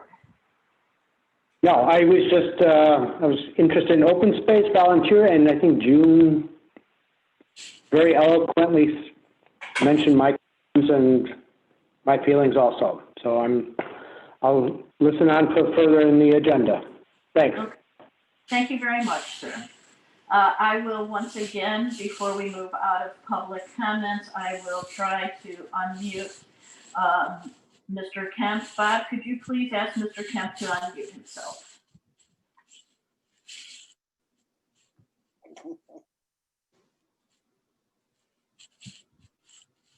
Bob is near it too. Okay. Mr. Kemp, this has been unfortunately several meetings where you're having issues. Should you want to document your comments, I will get them to the board. And should you want them to be added to the minutes, please put in your documentation that you want this for public consumption, and we will add it to the minutes, just like every other public comment but unfortunately, we're asking you to unmute and you're not able to, so we will move on. Should you be able to unmute, please politely interrupt us, or I will try one more time at the end of the meeting. With that, let's move on to new business, and it's going to be review and discussion of the open space volunteer program. George, you brought that up. Before you start, George, Bob, could you please unmute Kirby and June?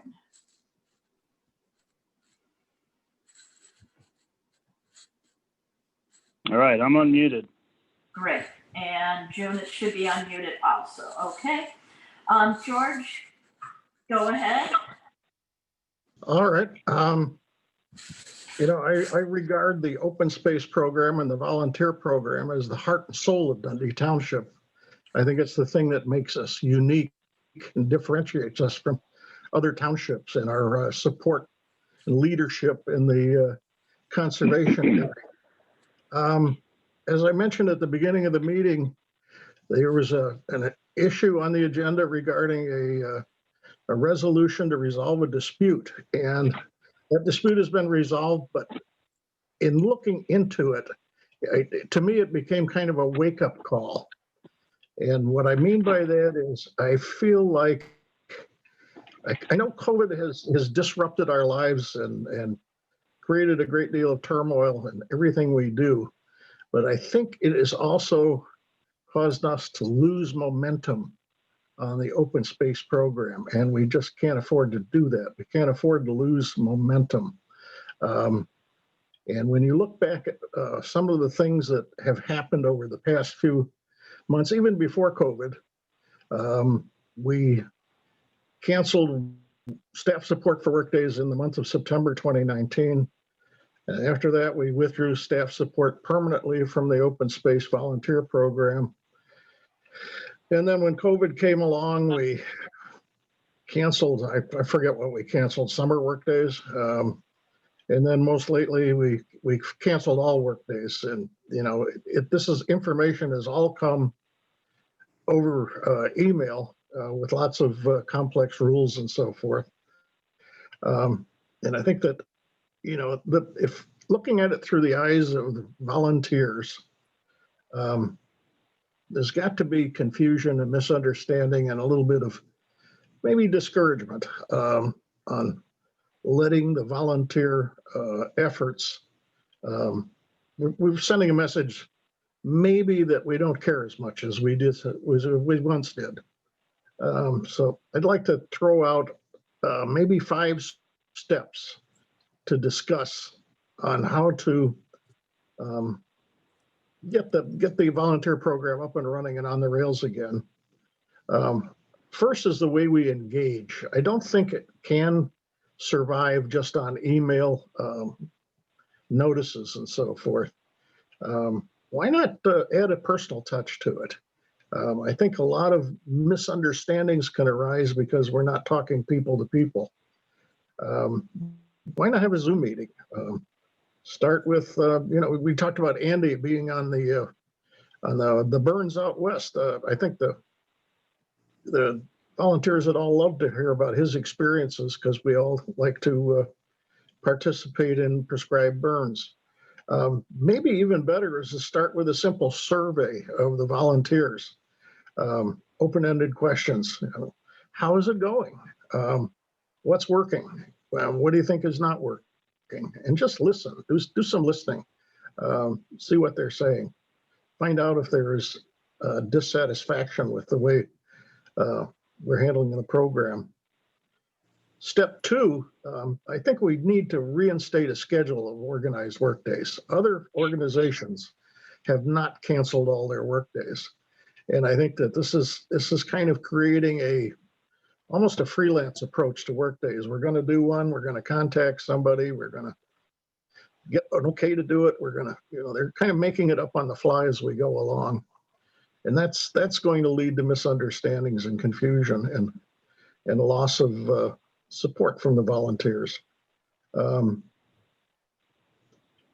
Number 3 is restore staff support to the volunteers. It appears to me, and this is my opinion, that we're running on 2 parallel tracks. The staff is doing its thing, the volunteers are doing their thing, and that to me is wrong. I think that the volunteers appreciate and like the support of the staff, not so much the labor. They don't want the staff to be on a chainsaw. They like the knowledge, the expertise, the guidance. Why are we doing what we're doing? What is that plant? Why should we not cut that tree but cut that one? People, it opens up a whole new world to people when we have the naturalist expertise there to guide them. And I know June and Steve supply a lot of that, but the staff can too. So restore staff support. Hey, George, just not to interrupt you, real quick on the staff support. I'm going to chime in on that one. Let me chime in and then we'll come back to this, Kirby. Or Yeah, let me right. finish and then we'll chime in. Go ahead. Somebody, I think it was Ken mentioned before, let's stop the diversions for open space people. Now, I know maybe there was a reason that Kirby, you were at the parking lot for the clothing event. That's not the first time, and it goes back a long ways. I think this is wrong. I think that, you know, Don Alisi used to leave the field in the middle of a workday because he had to go drive to the food pantry, things like that. I just think that's wrong. I think our open space resources should be focused on open space. And finally, this is the biggest one of all, is we used to have site plans, 1-year plans for all these sites, and those should resume. We should have those so there'd be no disagreement or no confusion about where we should be working, when should we be working, what should we be doing. Those should all be developed with expertise and shared with the volunteers and get their buy-in to it so they understand. They won't buy in if they don't have a plan to look at to see the big picture. So that's what I'd like to see us do as far as the volunteer program is. Get it back up and running again on a regular basis. That's all. Okay, I'm going to ask, before I go to any of the other trustees, Kirby, you wanted to make a point about number 3, restore staff support. Well, staff support, you know, I've always said I love our volunteers. I think the support we give them is above and beyond what other agencies I know do for their volunteers, considering the resources I have staff-wise and financially. You guys know me for 13 years now. Before and after each workday, I'm out there 2-3 days doing prep work. I'm doing the follow-up work 2-3 days afterwards. All of us kind of working on the same plan, same goals. The only time I've recommended in the past where it's not a priority for us to be at the workday is during the fall and spring burn seasons, when maybe instead of going out and helping our awesome volunteers cut for 2-3 hours in the morning, we need to be prepping and scouting and ground truthing our areas, our burn units. And some of those volunteers we needed to help us burn. So that's the only time where staff may have not been fully at a workday. Other than that, I'm fully in support of supporting our volunteers. Take a little umbrage at that we have not been, with the exception of this year. For the last 13 years, I've bent over backwards supporting the work days. And for a number of those years was maybe the only staff at a lot of those work days. So, put that on the record. Thank you. Okay, noted. I heard you. My comments weren't meant to put you on the defensive about work days. My comments were meant to tell you that they love to have you present. Yeah, they love your knowledge. I understand. Yeah, and we love to be there. There's good, engagement, and we do talk. You're there, George. We do talk a lot about what we're doing here and why we're doing that. And with the exception of one site, I have all the management plans written up. So we can talk about all that later, but Yeah, again, it's kind of pointless to argue it out you know, tonight, because this is something I that we should understand, do but in a with Zoom a call lot with of things the, recently, I feel like my work is being put on the defensive. And, maybe these are two, not intersecting issues, but, getting back to the volunteers, they certainly have my 100% support, as long as all of our volunteers are following, the rules and regulations presented to them that they are all aware of. I mean, we love the volunteers. You're right. We can do a lot, but we can't do even more with them. So, we want to have a volunteer base. This year has been, trying for everybody. And I think everybody just needs to get a little bit more perspective and, and we'll rebound next year and be stronger even. So. yeah, when you do the math, that group in the west part of Dixie, up to 25 volunteers on a Saturday, if they did 4 hours, that's 100 man hours right there. That's like 3 people working for a week. So, it's well, crucial. You also have to understand, not to cut you off, but April gets great numbers out there, but 95% of those are inexperienced. So you're not getting the same amount of work. You're getting, say you get 20 people out, you're getting, 18 that can only drag brush, and you're getting, maybe a staff member and a, We're debating this at the expense of the rest of the board meeting here, but I understand, but this is a discussion you brought up. Volunteer program organized and start communicating in some way where we can't meet as a group in physical presence, but we could do Zooms and so forth, and kick these things around and find out what everybody's thinking. Yeah, I agree. Kirby, I would, Trish, may I? Yeah, go ahead, Jim. Kirby, I think what George is saying here is that at least what George, I've interpreted when you've talked to me about these things is not so much our past really, as it's really dealing with this year and why we haven't gotten back onto a better schedule this year, and how can we move forward more this year. You certainly, Kirby, you have been there for us in many ways, 100%. I don't have anything more to say than you have certainly been there. And I don't think anybody that's a volunteer, including George, would doubt that at all. I think the other thing that George is looking for is that, we need to have some discussion so that our volunteer work can perhaps be more efficient. And so that when we have plans that they're shared with everyone, and so that we understand why we're working in a particular place and what the goals are for that, and just general. So maybe even sharing the work plans with volunteers might be a good idea. I don't think George is necessarily throwing this out to be terribly critical. I think it's just that we might be able to look for ways and have discussions where we can improve our efficiency. I'm up for that too. I think you've done a great job too of getting us chainsaw trained and herbicide training, and I take some responsibility for not encouraging more volunteers to take advantage of that and actually be doing that kind of work at volunteer days. I think in many ways, if we look at ways to improve our efficiency, we can maybe perhaps use the volunteers more effectively. Yeah, I agree, absolutely. So George, the first thing you mentioned before I move on to any of the other trustees is a Zoom. I think a Zoom conference call, it will require Kirby and Andy not to be in open space working, which is fine. We can definitely schedule something for that, like in the next 2 weeks. And, we'll see what volunteers are able to attend. That would be great.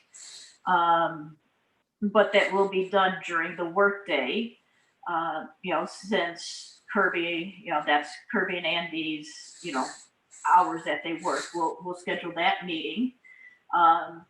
I'll guarantee that will go out in the next 2 weeks.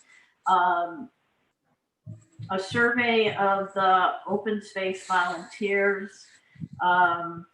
Maybe we can have maybe an open dialogue during that Zoom meeting. Exactly. That's what I meant. Yeah. Yeah. As for organized work days,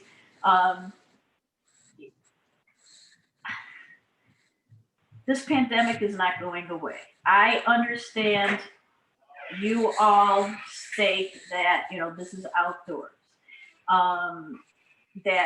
But there are regulations that are in place. We have stated groups of no more than 10 can go out and seed collect. If there's other projects that you as a steward want to do, you need to just contact my office and I will talk to Kirby to see if that is something that I don't want to use. I'm going to use the word acceptable, but that's not the way I'm using it. Volunteers get ahead of Kirby and Andy. If they're cutting down stuff and they can't get to it for days or weeks, the herbicide, that's a waste of time. Or if they're building brush pile upon brush pile and we can't handle that, we do have 1,000 acres. Station with a woman at IDNR, and she was very surprised that for the 1,000 acres that we only had 2 staff. IDNR's vision, and I just air quoted for people who can't see me, is it's 1 employee per 100,000 of acres. If we did something like that, we would have a staff of 10, which would be insane and not doable, as I see Sue shake her head. Wait, Trish, what you said, one person per 100,000 acres. I'm sorry, per 100 acres. I'm sorry, not 100,000 acres. For a total of 10 people. I'm sorry. But I think we the site plans that Kirby and June have worked on, are very valuable, especially with Kirby, with what he picks needs to be done in what timely fashion. Unfortunately, COVID has thrown everything into crazy. When you comment about work days, we have not done work days in Kirby. Tell me when we've never done summer work days. Is that correct, Kirby? So in the 13 years I've been here, we've never done summer work days with staff like we typically do during the fall, winter, early spring, through that October through March, April period. Stewards would still continue to do work days. They would, kind of transition out of doing brush and tree removal and do, weeding and hand pulling and things like that. And certainly keep in communication with us as staff, but no, I have not been to a summer work day. That was kind of, the thought process at the time, and has been, continued to be. Trish, I'd like to interject in here. We have 2 stewards that continue their work days throughout the summer on the same day that they normally do throughout the year. That's Library Springs and Dixie West. And they continue their work days throughout, and they're pulling weeds, or generally it's pulling weeds. It's a time when you can pull garlic mustard and Hecklea and some of the other things that are really noxious. The rest of us tend to go out, throw a backpack on and go out and hit weeds, or, pull independently. Sometimes we'll have an informal work day where, I'll just send out a notice and say, I'm going to be out, or someone's going to be out doing this. And if you'd like to join, fine. And you might get 2 or 3 people to come and help you. So the summers are very informal for many reasons, because of the heat and the weather. you plan something and then it's just impossible to work for 3 hours, or the mosquitoes are horrible. And it's also a time when people are away. So it tends to be a lot looser in the summer. The other point that you made, Trish, I'd like to comment on, and that is the volunteers will get ahead of Kirby, and that's, or Kirby and Andy, and, they may cut, and so not herbicide. And that's the kind of thing that I was hoping to convey that I think is very important if we had more communication with volunteers to help them understand why it's so vitally important when they do have a work day that they do have somebody there that can herbicide and do the other things that are the follow-up that make a work day actually more difficult for staff rather than less, because they've got to catch up. So those are the kind of things I think that we can perhaps plan better and be more efficient at our help. And I think that's, that's correct. You and I have spoke, Trustee Harney and Johnson and I have spoke. And I think one of the key points, and as I said, George, a Zoom meeting is a perfect thing, because communication in writing, some people will call and go, I don't understand what you're saying. Other people will just, whatever. But when we're thinking about this, it would be good to figure out what are appropriate projects. And please take no offense to this, but just because a steward or a volunteer wants to do X does not necessarily mean that Kirby needs X to be done. And I think that's where the communication breakdown has gotten to. So we just need to, have Kirby, involved. And, I think this is a good way would be to have, since, we can't have our normal formal get-togethers, doing it by Zoom, makes the most sense. Trish, I agree with you 100%. I think that's, all the more reason to open up more communication, that certainly no stewards should be doing, or any volunteer should be doing anything that doesn't make sense to Kirby and that Kirby doesn't sanction.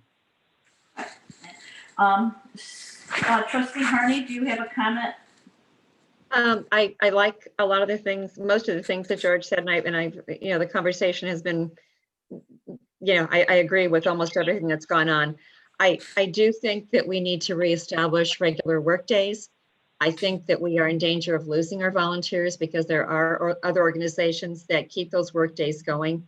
And as I said, the volunteers that I've talked to, and I know I feel this way myself, this is like therapy going out on this land.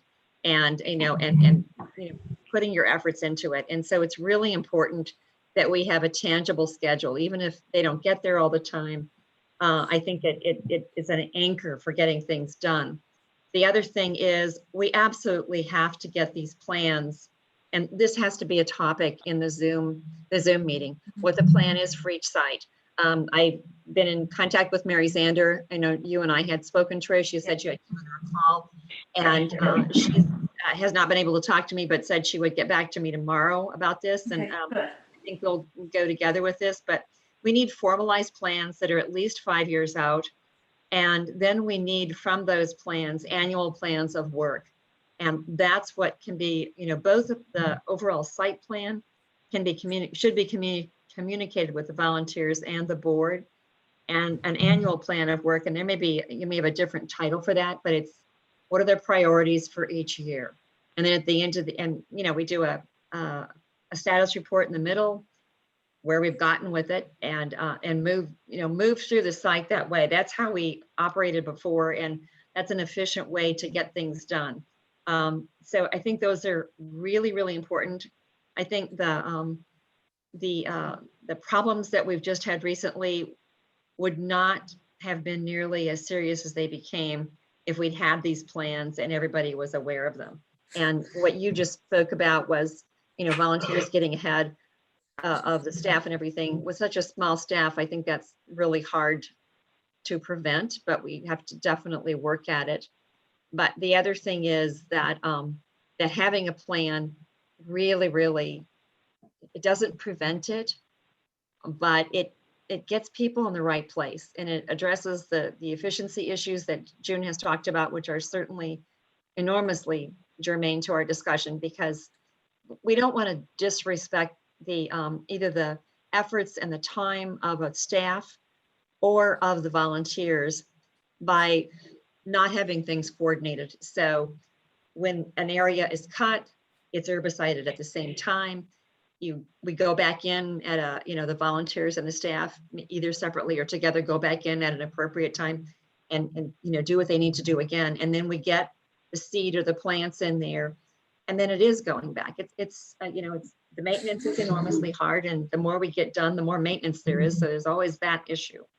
But by doing this overall planning, I think we can really, get everybody on the same page, use our efforts more efficiently, and I think we won't have the frustrations that we've had recently. So I'd like to just say one thing, and that is that I've had a chance to have a nice long conversation with Mary Zander, and I would like, if at all possible, to speak with you and Trish about that tomorrow morning. Okay. That's fine. That is fine. I'll set something up for the three of us. Okay, June? Okay, thank you, Trish. All right, Trustee Aherns, do you have any feedback, comments, input into this conversation? No. I'm sorry? No. Okay, Trustee Schaffer. Yes, just a couple of questions regarding the limitations of number of people at work days and where the number 10 came from. I thought the governor's numbers were now up to like 49. May have changed today because of everything that's going on, but and earlier you had stated that their Dundee Closet event had 150 people over 5 hours, which is like 30 people an hour. So we need to apply the same standards to all of our programs.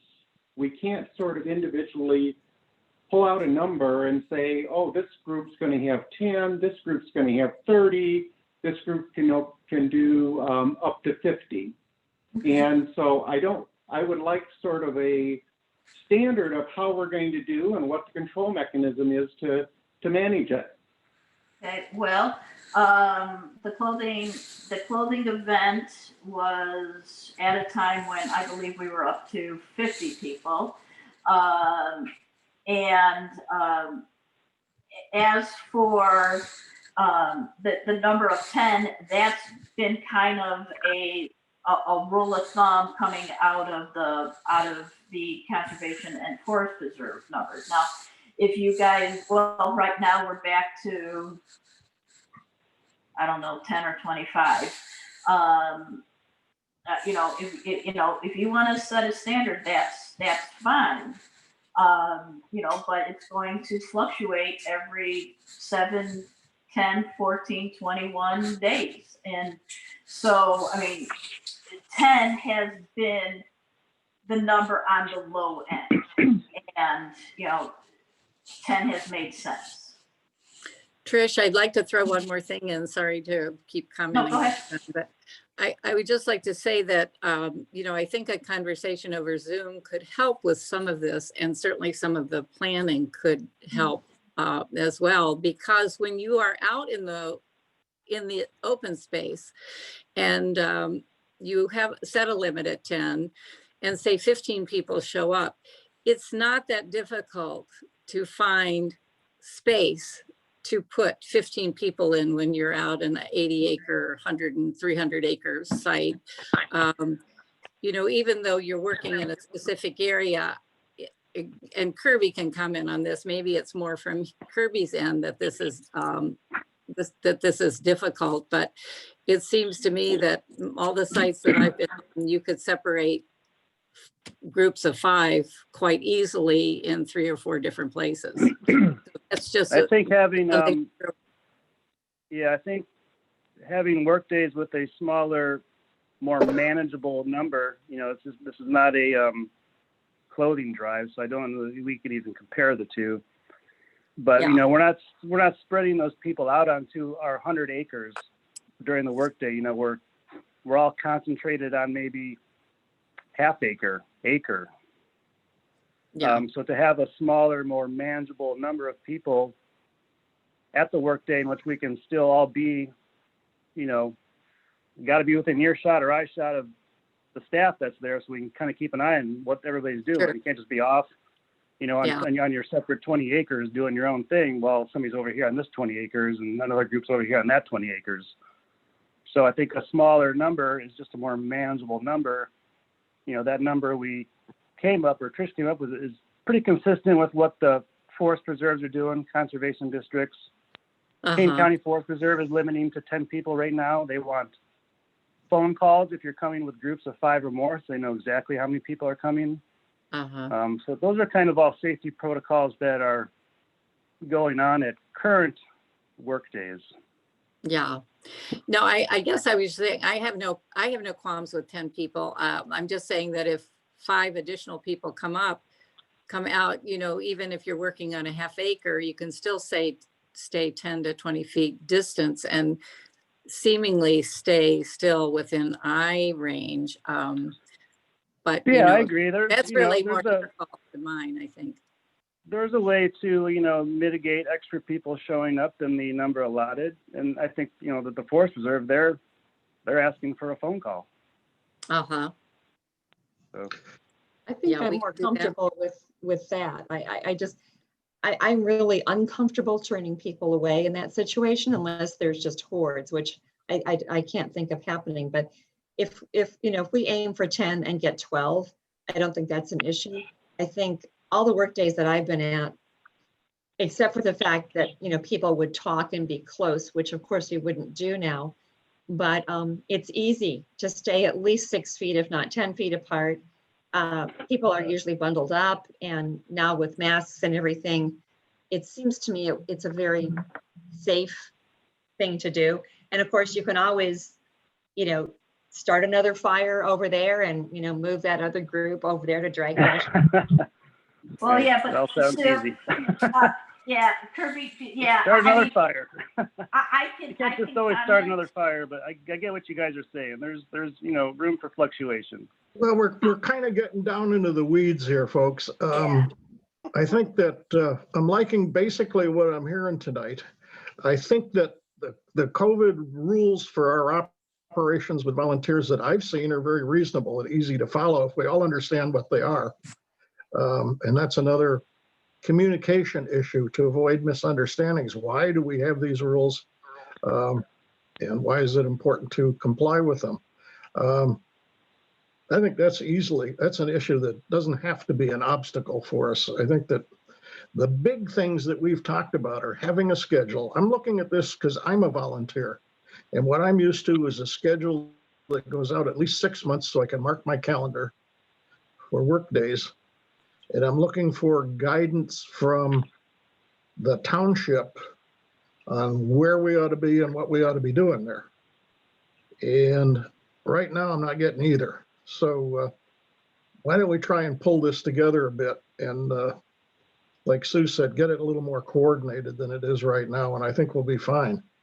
I wanted to move the discussion on a little bit to a semi-related issue, which is the foundation. Yeah, can we finish up this other topic first? I think that's a good idea. Let's wrap it up. So real quickly, I mean, we're going to be limited by what the governor says. So I don't want to put a number out there that's arbitrary, but I also don't want to use a number that has been created by another agency just to say this is what we're going to do. So right now it looks like 25 people or less is allowed. So, I mean, we're going to have to go with the governor's numbers, right? So let's use that number. It will fluctuate and we'll have to adjust our work days accordingly. But if 25 people are allowed and, 18 people show up, let's figure it out. Let's not say, oh, you got to go home. Wait. Okay, so Ken, I'm going to talk over you because our open space naturalist foreman just stated to you all that he wants smaller groups. Smaller groups work. 10, 12. I think we have to take the advice of our employees into this, since he's the one who either has to set the workday up, work the workday, clean the workday up. So if we say 10 people and 12 show up, that's great. If 15 show up, but at the same time, I think we do have to listen, and we do have to be cognizant of our staff. And our foreman just said he wants smaller groups. Okay, we're Look, doing and exactly what I think we should not do, which is start imposing rules top down on these people. Have the Zoom call, find out what people think, do some listening, and then move on from there. I agree 100% with you, George. Aaron's here. Right, and just for some of these initial work days to start out with a more manageable number, just kind of might make sense, and we can kind of maybe, ramp up to more numbers as conditions improve also. You guys got to remember there's, 100 things that are going through my head safety-wise when I have 25 people out on an acre of land and we're cutting things and there's sharp things and there's fire and everything else that goes on. Add, a highly infectious virus into the mix, now I've got just one more pretty important variable to consider. That's why, I'm all for big outing groups at work days. We get that done, especially when they're experienced. But, just starting out, just a suggestion to start out with what, doing what seems to be working in line with some of the other agencies. I'm not saying let's adopt their protocols as our own, but just, use that as a guide for our work days. Let's decide all this offline with the volunteers. There's all kinds of options that we could kick around. If we have 20 people, we could divide up in 2 groups as long as each group has an expert, quote unquote, to keep them focused and aimed in the right direction. There's ways to work around some of these limitations imposed by COVID and by safety. But all in all, communication is the thing, and input from the volunteers is crucial in this. Reinstate a schedule so everybody can mark their calendars, create site plans so everybody knows what we're supposed to do, and there's no argument about, well, we don't want to do that. We want to work over here. Well, that won't fly. And provide staff support to leverage our volunteers. My feeling, and I know I'm not hearing a lot of agreement from everyone universally on this, is we could leverage the staff to teach the volunteers, teach them herbicide, get them licensed. That gives you more people that can spray herbicide on things. Teach chainsaw protocol. We get more people that we trust to operate power equipment. That, I think, to me, turns one staff person into possibly 10 working for us. And they want to. These are their community service hours that they're passionate about giving to us. And we really have to keep the door open for them. Chair, I got two things. I think that you start putting all these people on chainsaws, you're asking for all kinds of trouble. And the second thing I got is, Sue mentioned earlier that if you start turning volunteers away, they're going to go someplace else. And I think that's a very true statement. Okay, well, I don't want to rebut everything, but, take the Forest Preserve, King County Forest Preserve. They have a chainsaw qualification ritual that you have to go through before you're allowed to chainsaw on the Forest Preserve property. I went through it. we could do something similar. We Yeah. we have one, George. Andy and I developed one this past March, the week before the state got shut down. Actually had 3 people in line to train. What was that, about 3 people? I missed that. I had 3 people waiting to be trained on chainsaws, and that was well, literally you the go. week we got shut down. so That's we do what I have that mean in by- place because I've been promoting more people to do that, especially for the Mhm. Dixie West workday, where there's a limited number of experienced Yeah, I know. people to This do is that. exactly what I mean by leveraging your talents and experience and training. in Right. I mean, we multiple- want people, yeah, we want people chainsawing, because when you're running a chainsaw and you have 15 people ready to drag brush, it's not a very safe situation for the cutter. I mean, we want more people trained for that. Okay. All right. Any other comments on this before we move on to old business? Because the Well, time is there is- getting late and we haven't gotten through old business yet. I just like to say, Trish, thank you for this discussion, and I look forward to the Zoom meeting. I think that's a great idea. All right, thank you very much, Jim. Okay. Great session. Just a note, maybe we could put this on the agenda for next month. I'm a little nervous about the Dundee Township Foundation. Never did I dream that it could get us in trouble with the volunteers, where a dispute would arise. And my thinking, and I'm hoping I get some agreement from others, is that maybe we need a little bit of a firewall between the township and the foundation. In other words, it has the same name, location is listed the same as ours, and the telephone number is the township's telephone number. And the optics of that are, it's the same organization. And so, you know, if the So George, I'm foundation gonna, makes a decision that the volunteers don't like, we get the blowback, and there's no authority we have over the foundation. So here we go, around in a circle. So let's consider something like that. there's 2 things. One, I've already talked to the village of East Dundee, and they have provided the foundation their own suite number, which is associated directly with the food pantry suite number. So that is, although it's at the 611 East Main Street, it's a completely different suite number. The volunteer who handles the website has already made the website updates to that. As for the volunteers, if anybody's gone to the website for the foundation has 2 tenants. The first tenant is to help those people in need, indigent people, etc. The second tenant is to support the Dundee Township open space programs. I've spoken to the 2 other founding members of the board, and the board is having a meeting of the whole, which will probably discuss this in depth.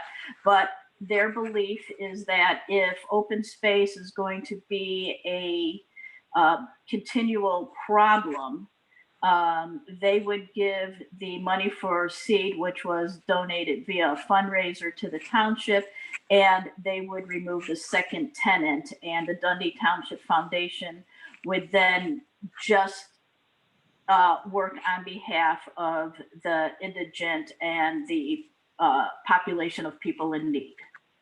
So, that would be up to the foundation board as a whole. Well, and I think speaking to that, foundation board as a whole has never met. And so I think this problem would have been far less if we've been meeting regularly. So I think that is a discussion for us. I think that I would like to not have that, be the thrust of our first meeting is, should we, deprive people who want to donate to open space of a 501c3 deduction. So I think we need to have discussions at the foundation board before this. I agree with you, George. We need to have the space, which sounds like, Trish, that has now been provided, and everything like that. But the fact that we've never met and we have $1,000 worth of donations is really troubling to me. it seems to me that there should be, again, regularly scheduled meetings. And if there's nothing on the agenda, nothing to discuss, we can always, suspend those meetings. But $1,000 of donations is a significant thing to discuss for the foundation board, and for more than the founding members. It's got to be everybody on board. That's fine. Agreed. Yeah. Okay. Here's a detail. It's just a minor example. Some of the volunteers are a little bit irritated with the board because they haven't received an acknowledgement of their donations for tax purposes. And here again, there isn't enough optical separation between us and the board where the board can be a liability in that sense. The foundation rather can be a liability. So I would like to see a little bit more of a cushion between the two. Yeah, definitely. And as I said, that can happen. And, George, I'm not going to pit the Board of Trustees against the foundation board, and so, those, letters were sent out, letters were given to the person who ran the fundraiser.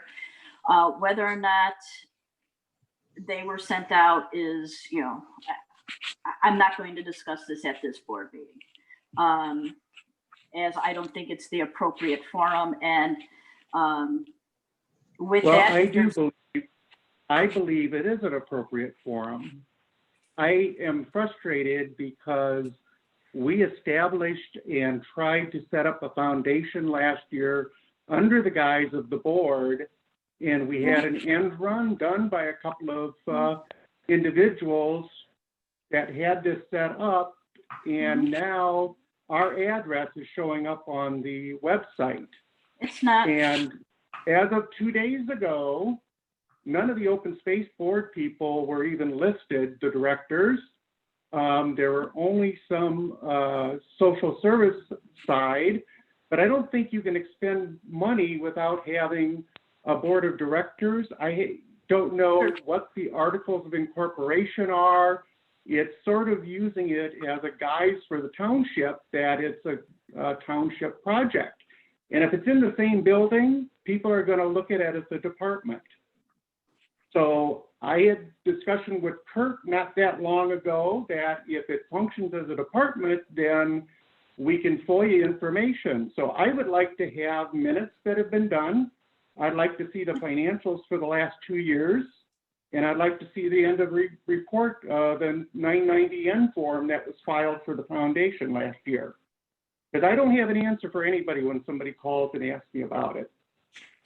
So I saw Kurt unmuted, but I'm just going to say, Ken, send a letter to the either the board secretary or the treasurer or the president.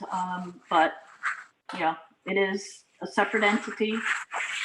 Well, and it's a separate entity that I believe is based out of your home. No, it is not, but that's okay. Okay, what's the address on it for contact for the state? For the state, all the contacts are 611 East Main Street, Suite 221, or our current secretary's address. So the 318 is the secretary's address? I don't know what 318. I am, as a founding board member, my address is on that paperwork, as is the treasurer and the secretary's, correct?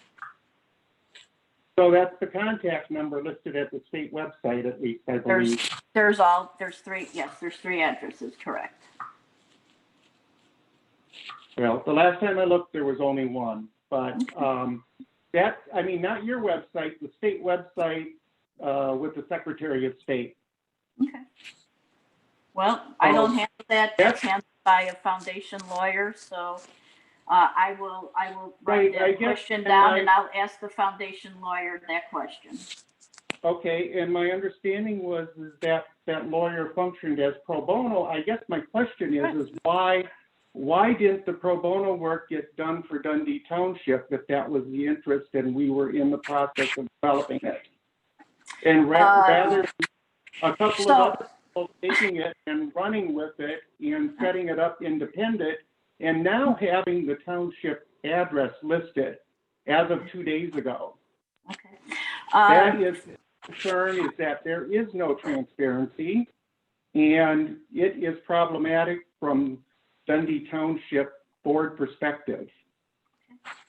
You know, as for the foundation, that was set up through people who cared about other people, through the Rotary Club. And so that's how that came, you know, onto being. But once again, we are burning, quite honestly, burning board time discussing this, to which the Dundee Township Board, unless Kurt wants to jump in here, really has no compliance over. As I said, you know, George made a comment yesterday about the address, and that's been corrected. The food pantry, yes, is associated, the telephone number is associated with calling the township emergency assistance, because that's how we feed people. Now, if you don't want to feed people and part of emergency assistance, we can discuss that at, you know, at length to that. But that is how people in the township get fed. Right, but they could submit requests for that from your private foundation also at your private address. That's okay. where I see it's a conflict of interest from the supervisor's point of view to establish a separate foundation, and essentially now using township resources, which are governmental funds, to support the private foundation and recruit money. No, Ken, And keep it no, independent- no, Ken, independent no. from the board. No, Ken, the foundation is not getting any money whatsoever from the township. As a matter of fact, the foundation provides money to the township. So Ken, don't say that. That is okay. wrong. Well, I have not, for the past 2 years, I've not Ask seen a the treasurer, for 2 years, the board has the foundation was incorporated in November of 2019. So it's been not even a full year, number one, Ken. Number two, if you have any questions, send a request to the treasurer. I am sure she'll be more than happy to help you do the math. So, but my concern is still that 611 is still listed on the foundation, and it is Yes, not. it's, you know what? Yep. Also, Gallery 611 is also at the same address, and that's a private business. Should we be concerned about that? Well, not when Just the asking. supervisor's Oh, wait, phone number and was so, 2 days ago, your phone number was listed as the contact for the foundation at the township office. and we will ensure within the next 48 hours that all telephone numbers are stripped so that there's no confusion in your mind whatsoever. It can be done. With Right, that, and so is the board accepting donations from the Dundee Township Foundation, or is it the supervisor that is accepting money from the foundation? neither. The foundation pays for things such as food for people in need. Okay, well, I see a lot of expenditures on the Right, because Dundee I Township can use, side I can for use, food, and- right, because I can use GA money to feed the people of the township, and I am doing that. That is a law that was passed by Governor Pritzker in July of 2019. And how much has the foundation contributed to that total? Probably over $10,000. And where is that accounted for in our budget? It's not accounted at all in the budget. The foundation has their own checkbook, and the foundation pays for things directly as themselves. So the foundation owns the refrigerators that were donated last year? That is correct. They do. Yes. Unless the refrigerators, well, doesn't matter if the refrigerators were paid for or donated personally, except for one refrigerator, which the township purchased, or freezer, the township owns.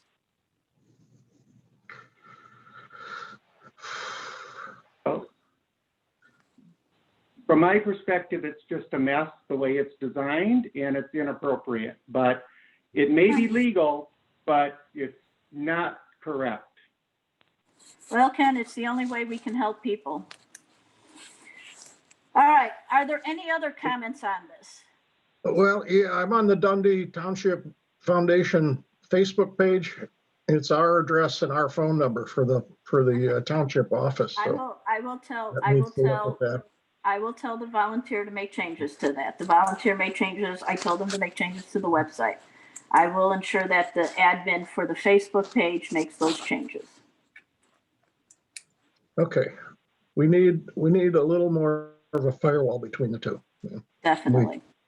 We need such a firewall that I am to the point where, Sue, we will have a board, a board, the board has met with the social service programs. We will have an entire meeting, and I will bring up the issues that have been discussed here, and I will bring up my viewpoints. So that is fine. That disturbs me as well. No, what do you mean? Wait, let me finish. Yes, please. The board has met without board members that were representing open space. That creates problems. Right. It's not a board, there's not a board for the social services and a board for the open space. There's a foundation board. Right. And the foundation board, everybody should get notice of the meeting so everybody can come. Because you know what? The people who are the open space people, most of them do extensive work with community service, and they have valuable insights to offer. And the people who do the community service have insights to offer us on open space. By meeting this way, we have already created a division on a board, and that is just I don't believe there's a division on the board. I believe that the board was working towards social services projects versus open space projects, but that will be rectified.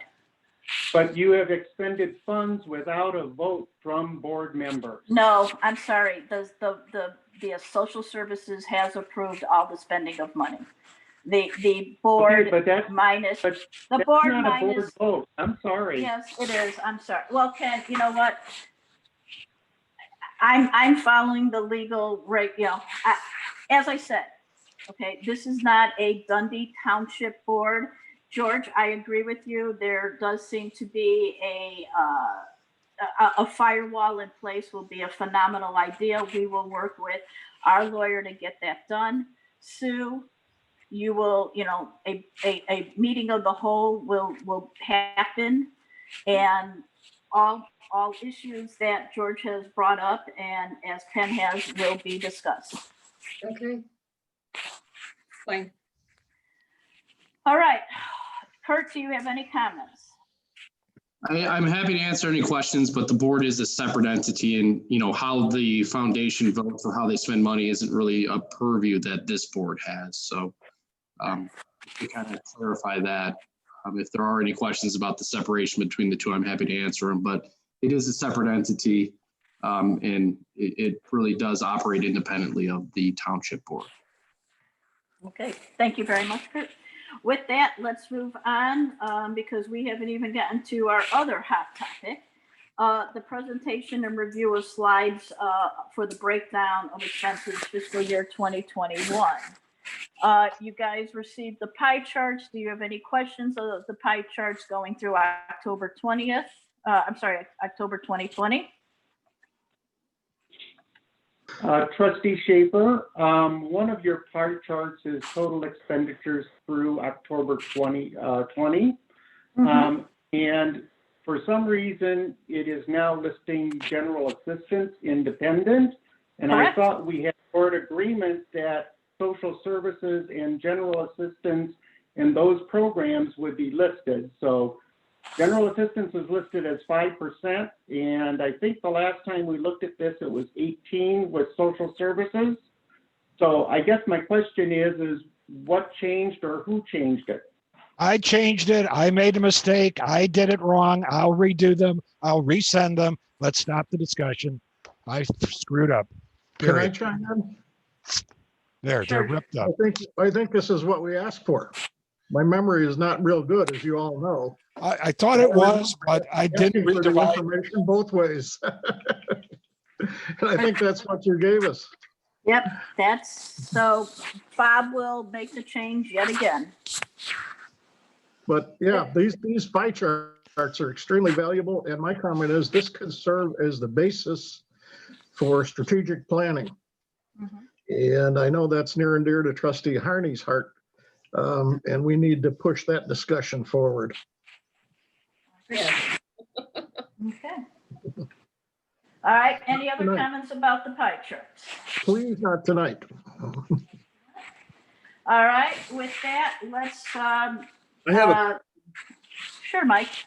I don't see the amounts in there. I only see percentages. The amount of what? Percentages. Sure. All right, I will put everything in there, Mike. I will try. Thank you. Okay.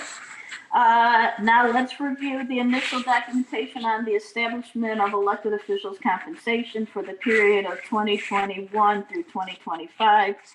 The assessor 2022 through 2026.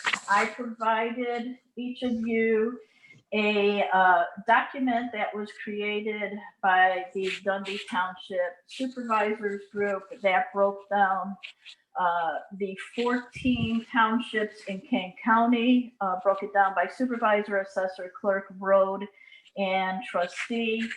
As you know, the establishment of compensation must happen at the November meeting in accordance with the law. When we last talked, we talked about the clerk and what the clerk does. And at the last meeting, reading my notes, Trustee Johnson has suggested that we cut the trustees' salaries down. Mike, our Assessor Bielak, provided extensive information, including the duties that he does and some compensation. How would you guys like to proceed? Would you like to proceed with the Excel spreadsheet that I provided? Or please tell me how you want to proceed with this. Trish, I'm having trouble finding the Excel spreadsheet and all the documents. I'm having to work off my phone. I'm sorry. I'm sorry. Is there a way to put it on the screen so we can see it? And would it even be feasible to see it? Where in relationship to the pie charts, which I have in front of me, where are the spreadsheets? Can anyone give me some guidance there? I specifically sent you the spreadsheets, and Assessor Bielak sent you his information. Okay, So, I got the assessor's information. I do not recall seeing the spreadsheets, except for maybe just for the trustees. Maybe I just didn't scroll down far enough. Yes, it was called the King County Township Salary Worksheet. Okay. I'm sorry, I'm having trouble finding it. I'm not sure I'll be honest with you, we are not adept at sharing screens. Okay. And and Trustee Aherns and Trustee Schaffer are not online to see video also. Okay. Yeah, so Trish's email was at 10:19 this morning. Yeah. Okay, let me see if I can find it. Thank you. Thank you, Ken, for telling when that email came out. Sue, while you're looking at that, Trustee Aherns, do you have any thoughts, comments, compensation-wise? You've been awfully quiet. I'm trying to look it up right now too. All right, let's go to you, Ken. Are we talking about Bielak, or excuse me, the assessor, or are we talking about supervisor first? Are we talking about both together, or what's the story? I don't know. Let's talk about everything. I brought up at the last meeting that I had a major concern about our clerk and the salary of the clerk being $3,000 which is, the clerk is an important responsibility. You all have the yellow book, so I'm not going to verbatim read what the responsibilities are, but the township clerk is the record keeper, and is responsible. And the reason we've always had it at 3,000, it was a conjoined position with our office manager. Once again, the General Assembly passed a law, which the governor signed, that said no elected official can be an employee of a government body. So if you guys, if I do the math, and I had the math here, $3,000 for, comes out to, Bob, can you tell me that number real quick, or no? I can do it math. So if we did $3,000 divided by 12 It's roughly $250 a month. Right. If that is acceptable, then, that's something, but I think we should discuss it as our nearest, if we think about EAV and we talk about the amount of people, they're double. Elgin, which is our closest one, is at 6,000. Hampshire, which only has 8,000, population of 8,000, they're at 12. Blackberry has 15,000 people, they're at 16. Batavia, which is at 36,000, they're at 6.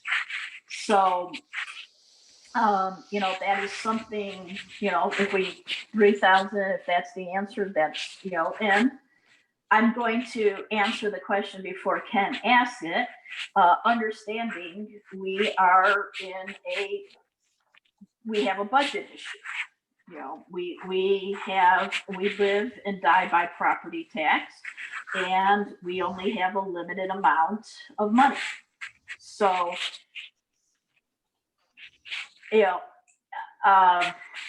Mike, do you want to jump in and talk about the assessor? Could I comment on the clerk first? Yeah, let's finish. Okay, let's talk about the clerk. Go ahead. So, and here's my concern, is that I think there's a lot of townships out there that had clerks that were also employees. So the number at this point is probably going to shift for a lot of people. Are they going to decrease the clerks and increase someone else's salaries? Because the major workforce here is our office manager. Mm-hmm. And so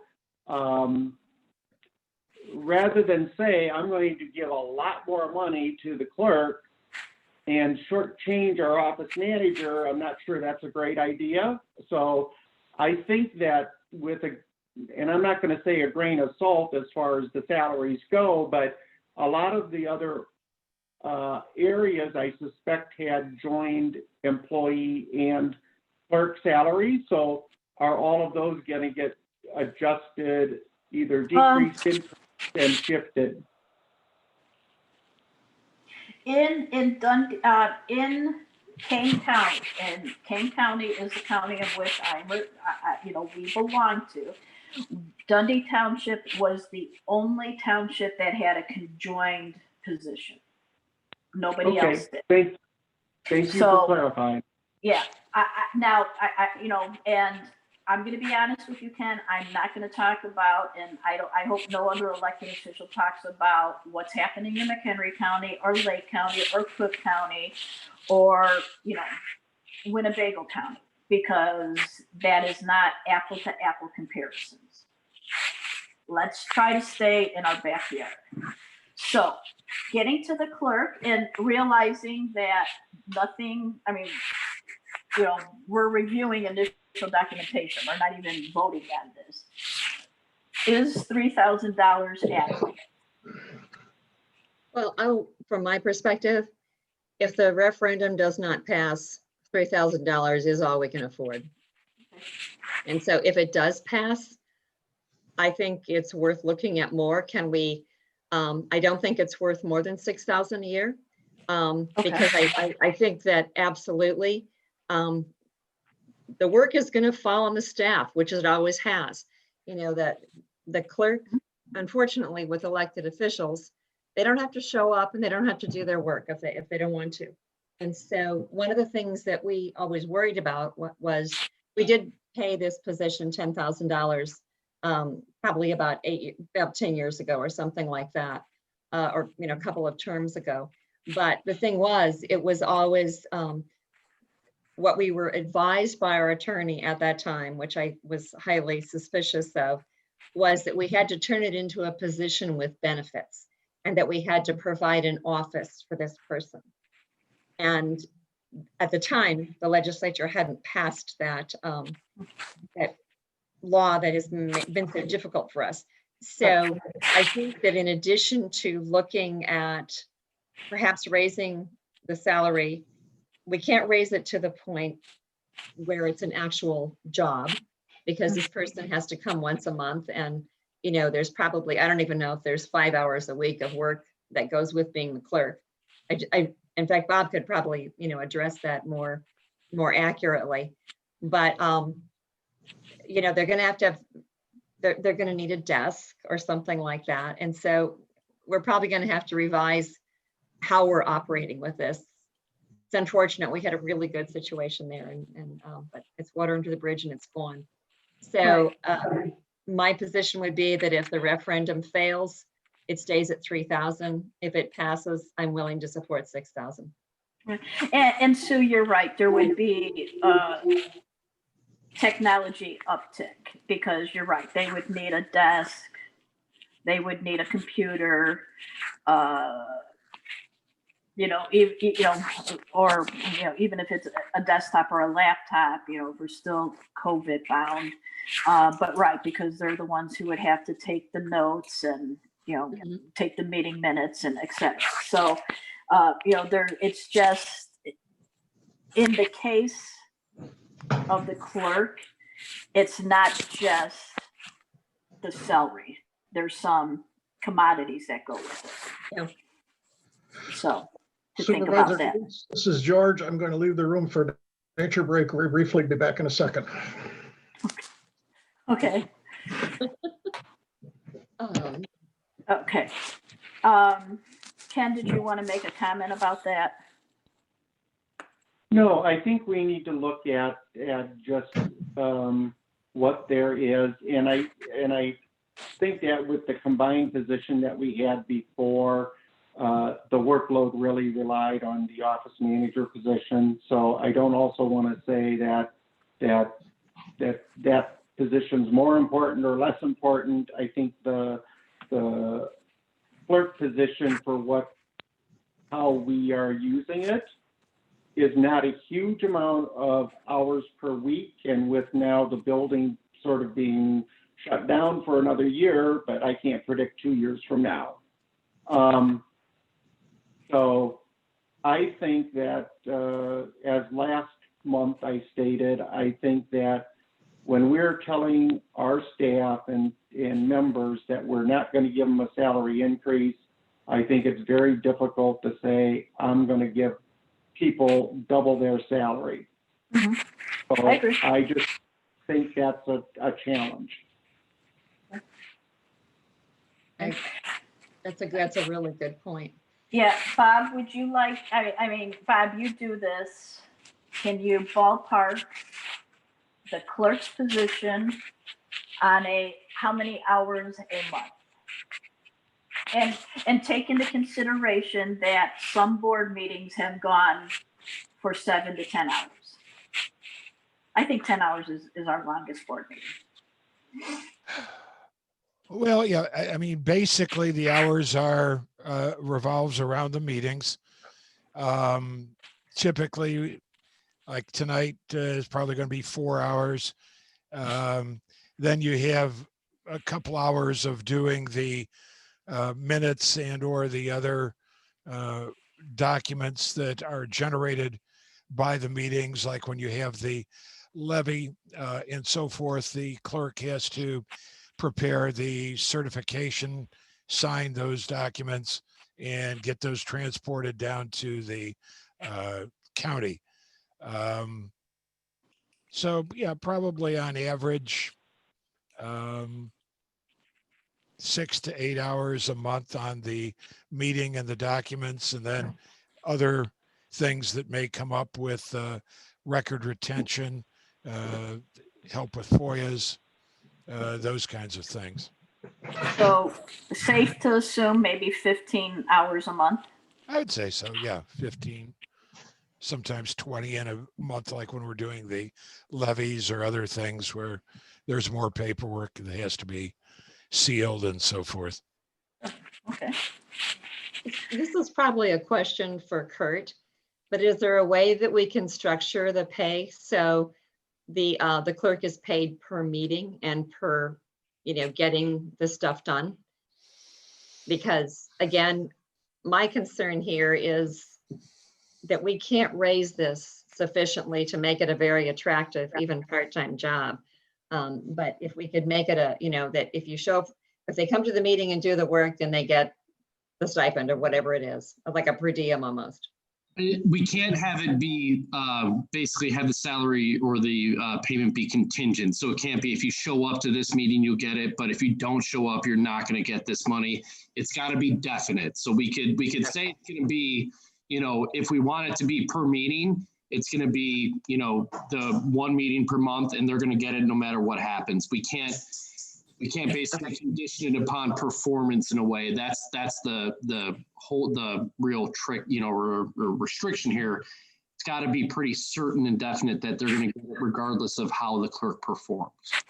Okay. Right. And then Kirk, while you're unmuted, and if we just did a per diem per meeting, let's say, and that's just them sitting at the meeting, doesn't mean they have to do, although legally they're supposed to, record retention or meeting minutes. Exactly. It's an you elected can't, position, so you can't really, since it is an elected position, you can't really base or restrict or reduce or control their salary based on how they perform.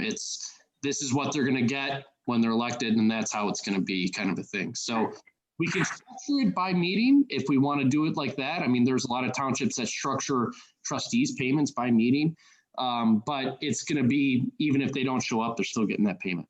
Right, which is how ours do. So I just did a little bit of math. And so if it's, let's say we decided we're going to pay them per hour. Okay. If we divide it at $250 a month, you're looking, if they only work 15 hours, that's $16.66. But if they work 20 hours, that would be, if you work 20 hours, that's $12.50.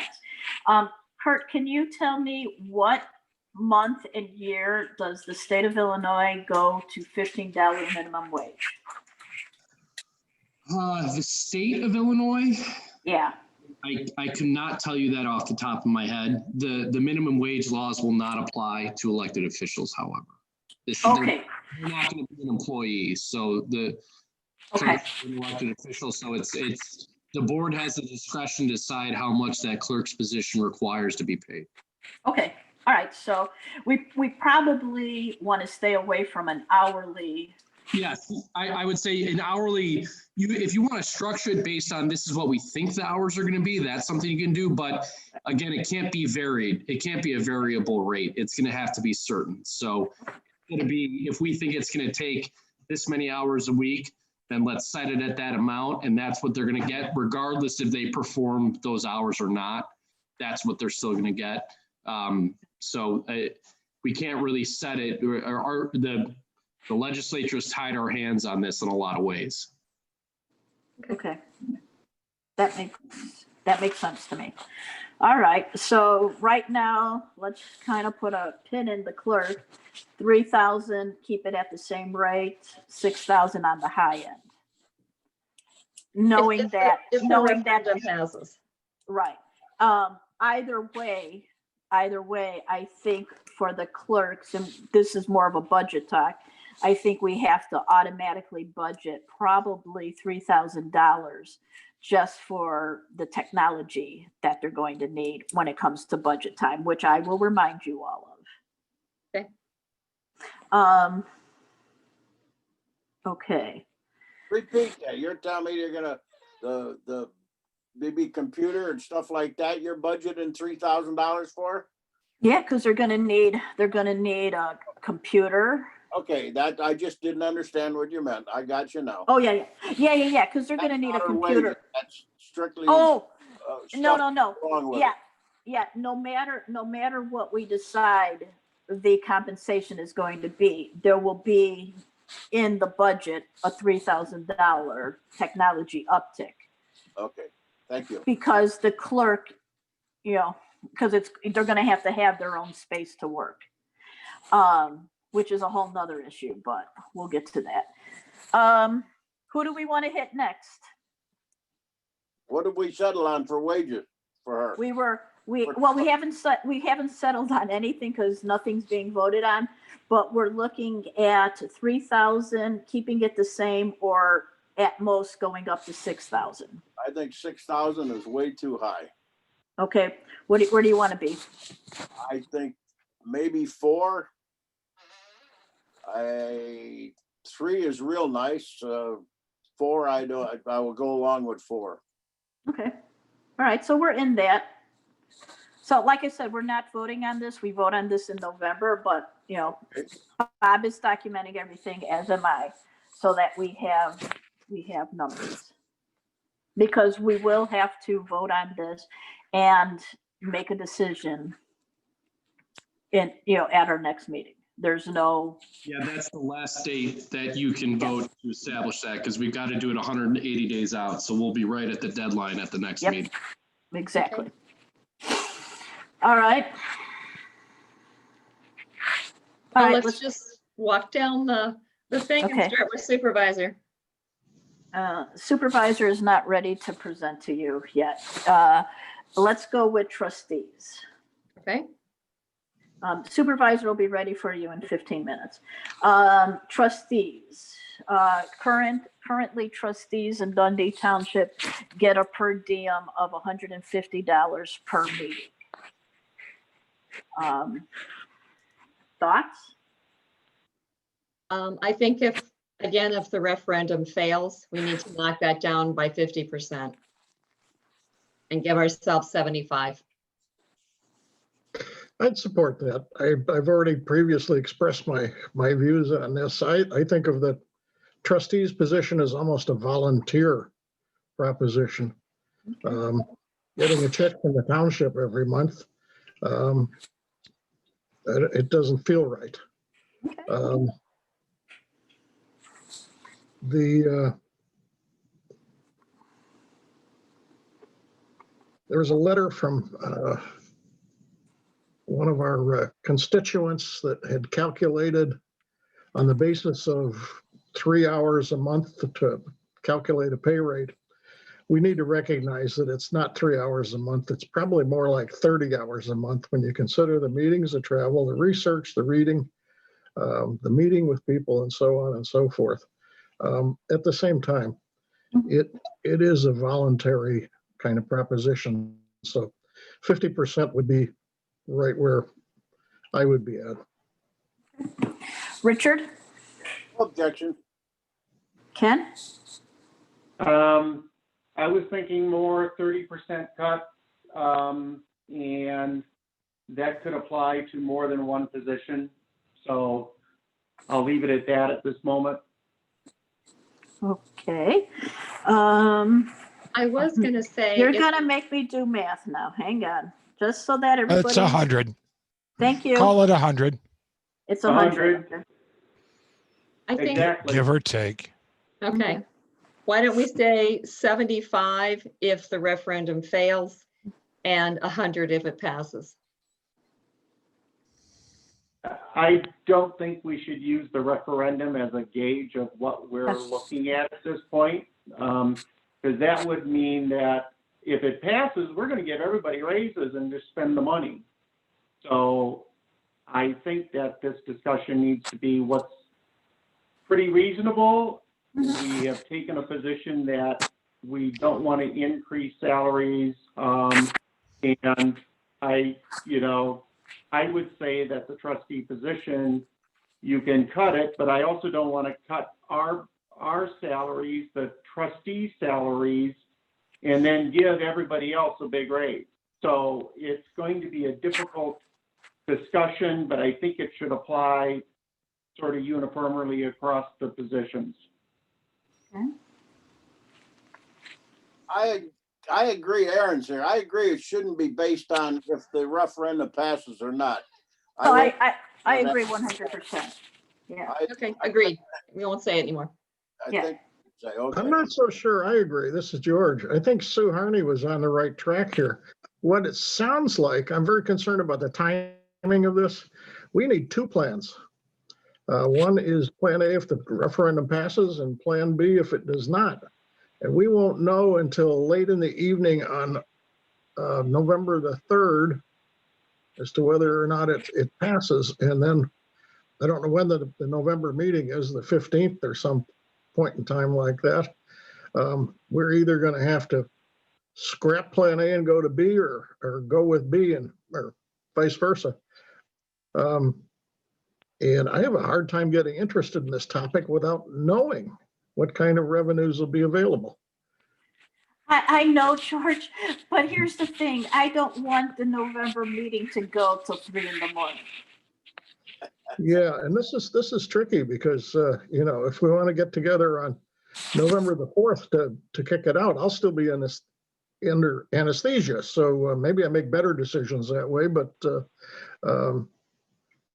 there's very little time to react to which way it goes.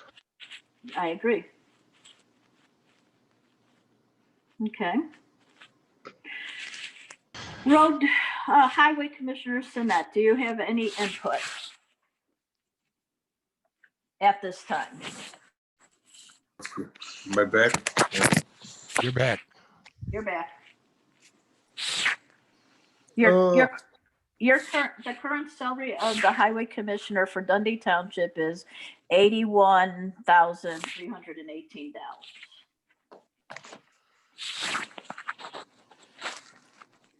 As far as I'm concerned, I'm going to keep it as it is. Okay. No change? Okay. All right. I do not want to keep it as it is.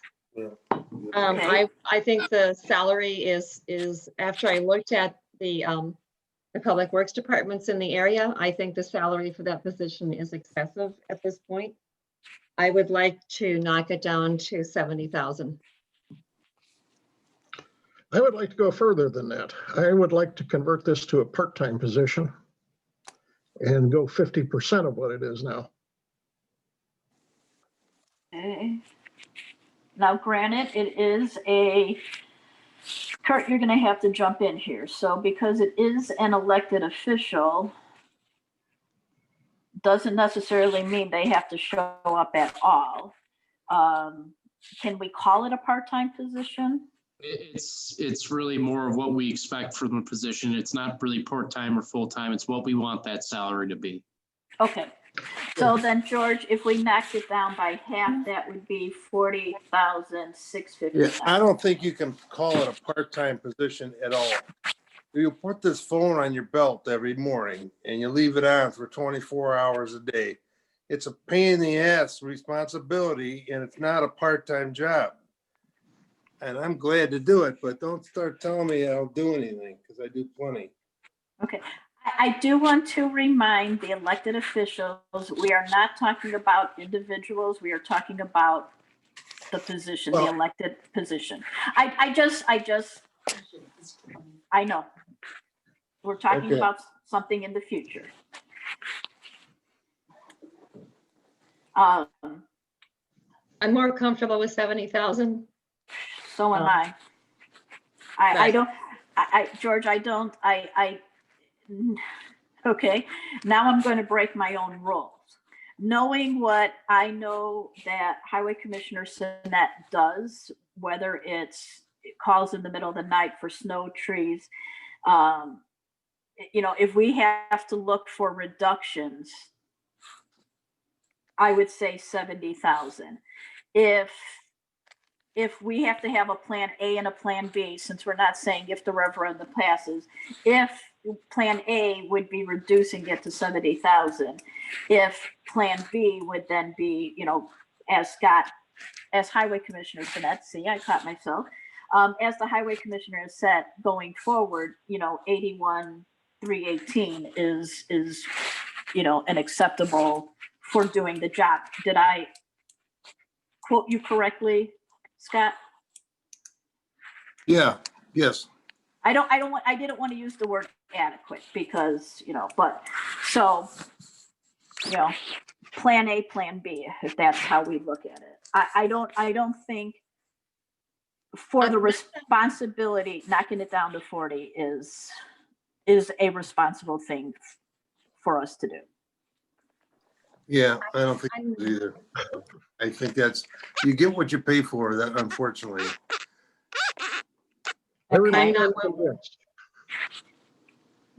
I'm not willing to go above 70,000 for that position, period, based on the research I've done with the other public works agencies.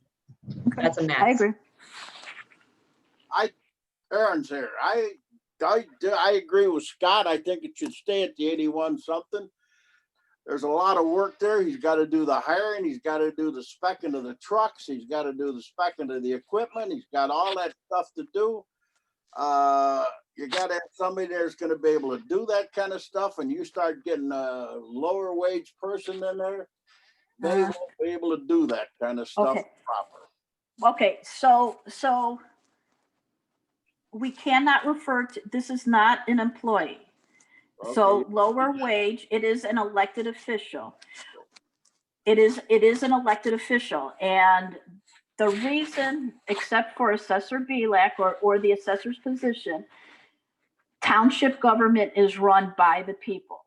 You have to be 18 years old and you can run for elected office. That is one of the unique and very democratic things about township government. Assessor Bielak, or the assessor's position, does require a skill set, and there is certification and schooling that is required before you can even run.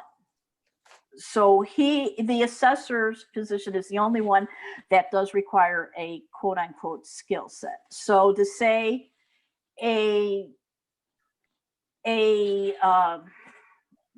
Richard, what did you say? A lower waged person. That is not, these are not the people who we're hiring to work for us. So I just, I'm kind of preaching about that, but I just want that known. I mean, it is an elected official. This is where George and I probably agree the most, is that as an elected official, you're doing it for the love of the job. You ain't doing it for the money. Well, for the love of job or not, Aaron. This is my love of the. Go ahead. For the love of the job, am I on there? Yeah, this is Aaron's. I'd love of the job may be true, but you got to have somebody that knows what they're doing. You can't just hire John Doe or So first of all, we don't hire, and they get elected by the people of the township. If you elect somebody for $40,000, that's what you're going to get, a $40,000 employee. You're going to get that 18-year-old kid that you're just talking about. If you give an $80,000 in there, you're going to get an employee that knows what he's doing and has the capability of doing this kind of work. Okay, I agree, 100%. okay. Just, we can't use the word employee, okay? So Richard, I understand what you're saying. Sue, did you have a comment? I will not support anything over 70,000, and I base that on the fact that comparable duties in public works departments in this area pay in that range. I think that's an adequate salary for that position and what's expected of it. All right. Before we move on to the assessor and the supervisor, we are hitting the 10:30 mark. I need to take a 2-minute bio break. I'm sure many of you do. Should you want to continue, I'm okay with that. Mike, would you please do your presentation? We take a break. Wait. My battery's getting down below, it's into the teens now. So if I go away, I'm gonna have to dial in on a cell phone. Okay. Richard, do you need a break? No, I don't. I Okay. try. Are you taking a break? Right. No, I'm just walking away for a minute, and Mike is going to do his presentation while I'm gone. 10-4. I agree with you. Okay, all right. George, did you say it's getting to freezing tonight? Did I misunderstand? What did you just say about getting into the teens? It's his battery level, not his. Oh, okay. Like, no, Plug in I your have charger. plants outside. Charger. Okay, I'm clueless. I'm sorry. Just go ahead and laugh. Okay, my presentation, you have my documentation. Speaks for itself. $110,000. That's what the compensation should be. That's a fair salary compensation for that position. Comparable townships throughout our township or our county and other counties. Or comments? I'll start. You're asking for that kind of money. Sue says that she wants to go to judge us by all the other townships and that. I agree. I think you deserve it.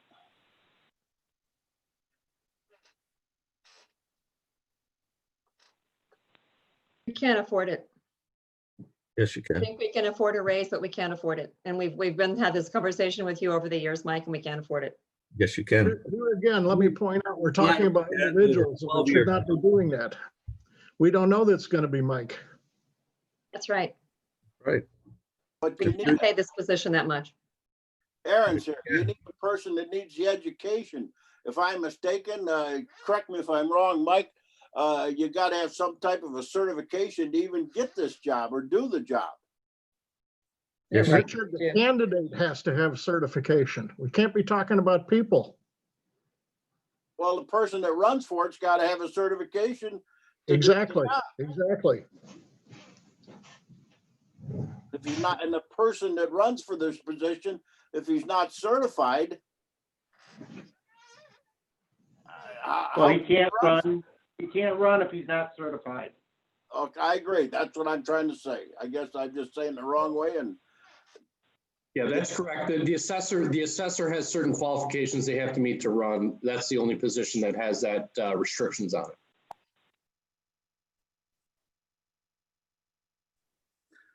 Sue, throughout the years, you have said you cannot afford it, and that is a lie.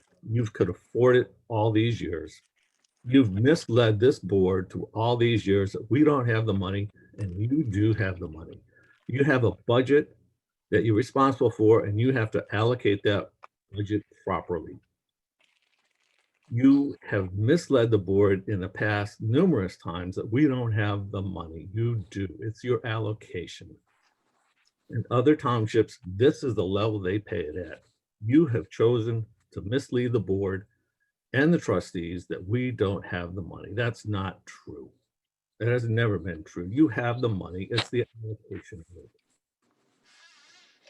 And that's offensive, and you know it is, but that's the way it is. This is I what have you. not misled the board. No, you listen to me. Animosity between you. I have not misled the board. The budget is open for everybody, and everybody knows what the numbers are. They're out there for everybody. Point of order. Point of order. Hey. Point of order. Point of order. Take a breath. Take a breath. Yeah, Mike. take a break. $500 a week. That's what you've underpaid me for 12 fucking years, Sue Harney. And get another job, Mike. I The will. two of you, please stop Don't it. let the door hit you on the way out. Whoa, good one. Okay. Who are you gonna hire? How much you gonna pay him? This is recorded. It's gonna be posted on a website. I just want to make sure everybody's aware of that before we go any farther. That's good. Thank you, Craig. Okay. Take a breath. Mike, continue with your presentation, please. You have my documentation in paper, just as I do in the assessor's office.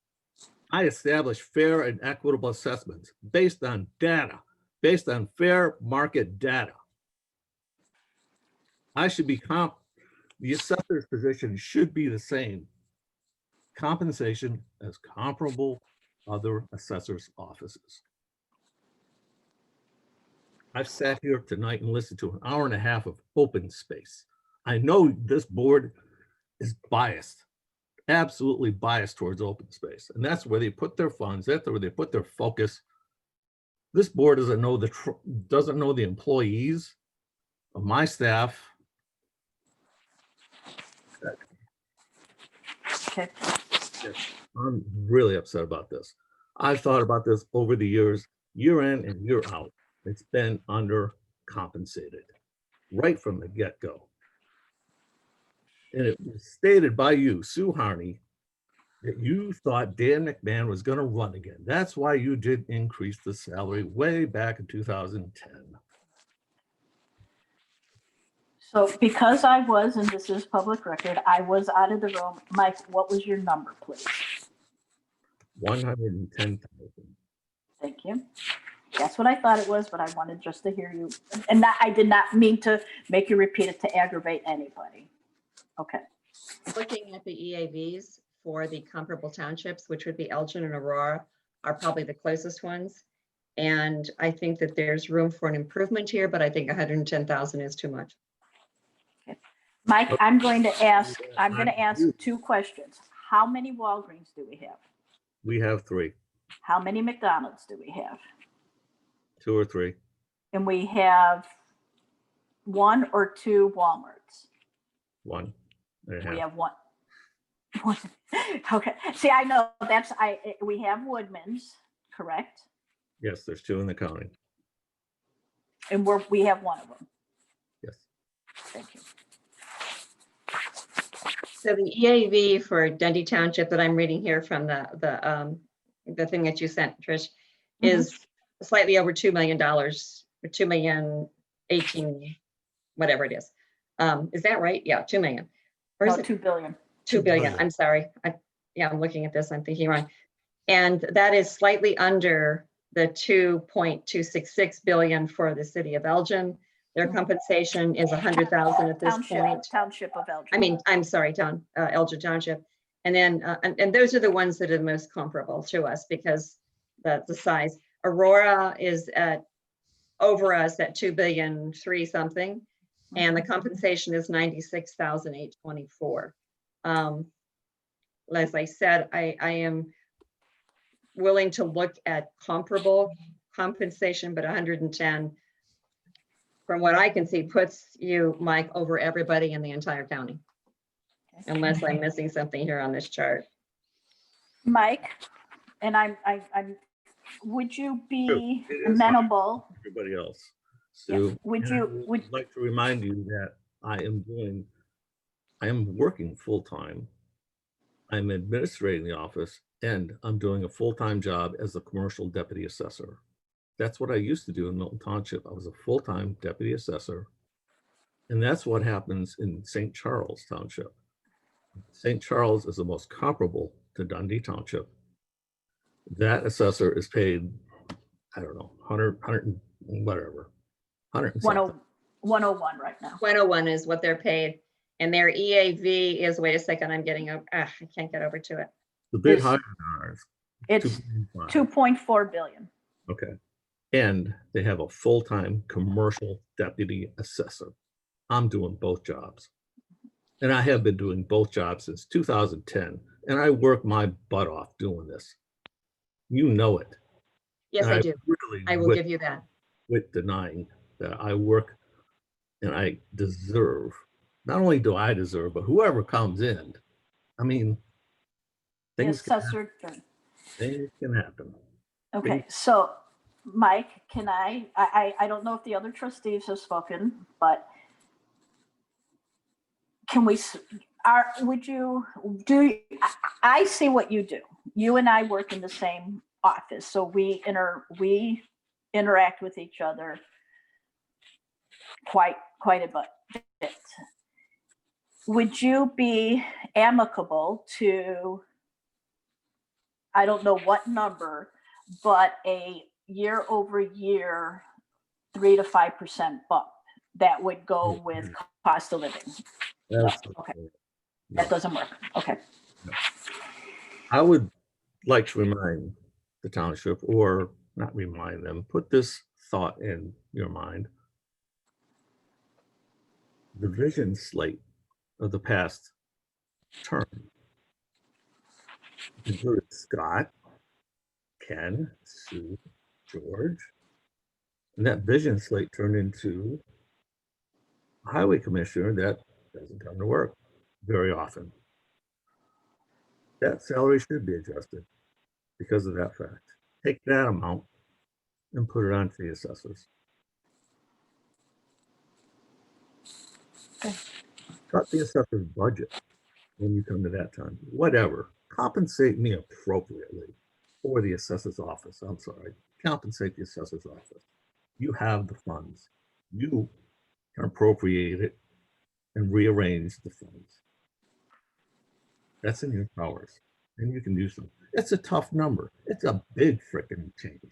I do that all the time. I've done this for how many years? I made big changes, and I've sweated them out. Why shouldn't you? I've had to dump that value on the mall. Do you think I was not concerned about that? You don't think I was concerned that the public is going to come after me about that? That's my job, and that's your job too. You have to make tough decisions here. Make them. Correct what's wrong. This is wrong. You've taken advantage of the assessor for over 10 years. This is absurd. We're one of the biggest, fastest growing townships commercially, and you're just blindsided about it. You're focusing on basing your funds on that. Your core function is to establish budgets for the township. The core function of the township: general assistance, assess properties, and maintain the roads. Again, we're basing all these facts on what you're telling me Elgin made and all that. Now, all these people are going to get a raise, and that's going to put Mike that much farther behind him again. So I think he deserves a very big raise. I've heard that the other townships are freezing salaries, most of them this year. I don't know if that's true or not. Does anyone know? From a supervisor's perspective and the supervisor's board, that is not true at all. Okay. I would like to throw in there, excuse me. We're in COVID right now, and it's crazy. I'm going to take one of the hardest years I've ever had to take coming up. Mm-hmm. I don't know. Nobody's experienced this. I'm going to get hit really hard on commercial. I don't know. I've already lost my train of thought. Inflation is coming. The government is printing trillions of dollars. Inflation is coming. We know it. It's not here today. I mean, look at appliances, hard goods. You can't get a refrigerator. You got to wait on this stuff. Look at cars. You can't get a car right away. Inventory is down. The supply chain is absolutely interrupted. Mm-hmm. Government's printing money. Everybody's out of work. Inflation's coming. Don't need No, that. it's not. It absolutely is. It is not. Completely. That's You been know, a worry forever, and that's all the inflation hawks are forever warning us about inflation, and it doesn't happen. Now, the economy is going to collapse, but it's not going to be inflation. well, it might. And it might not. We don't know that. So it's boring. So to have that as part of this discussion is irrelevant. We don't know that at all, and neither do you, neither do we. Well, I think it's relevant to think. I mean, I'm going to try and project. Who knew the housing market was going to increase so much? Who knew? You have PTEL. You have PTEL. Your levy will increase at the minimum PTEL. Mhm. Your levy is not going down. You're collecting your levy every year. It's not going down. Okay. Trustee Johnson, did you get to have your say?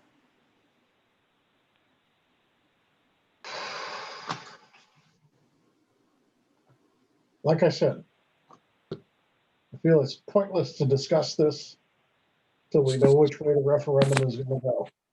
Okay. As far as colossal increases, I'm opposed. Okay. Looking at the charts, once again, as we looked at it 4 years ago, St. Charles is the most comparable in terms of parcels.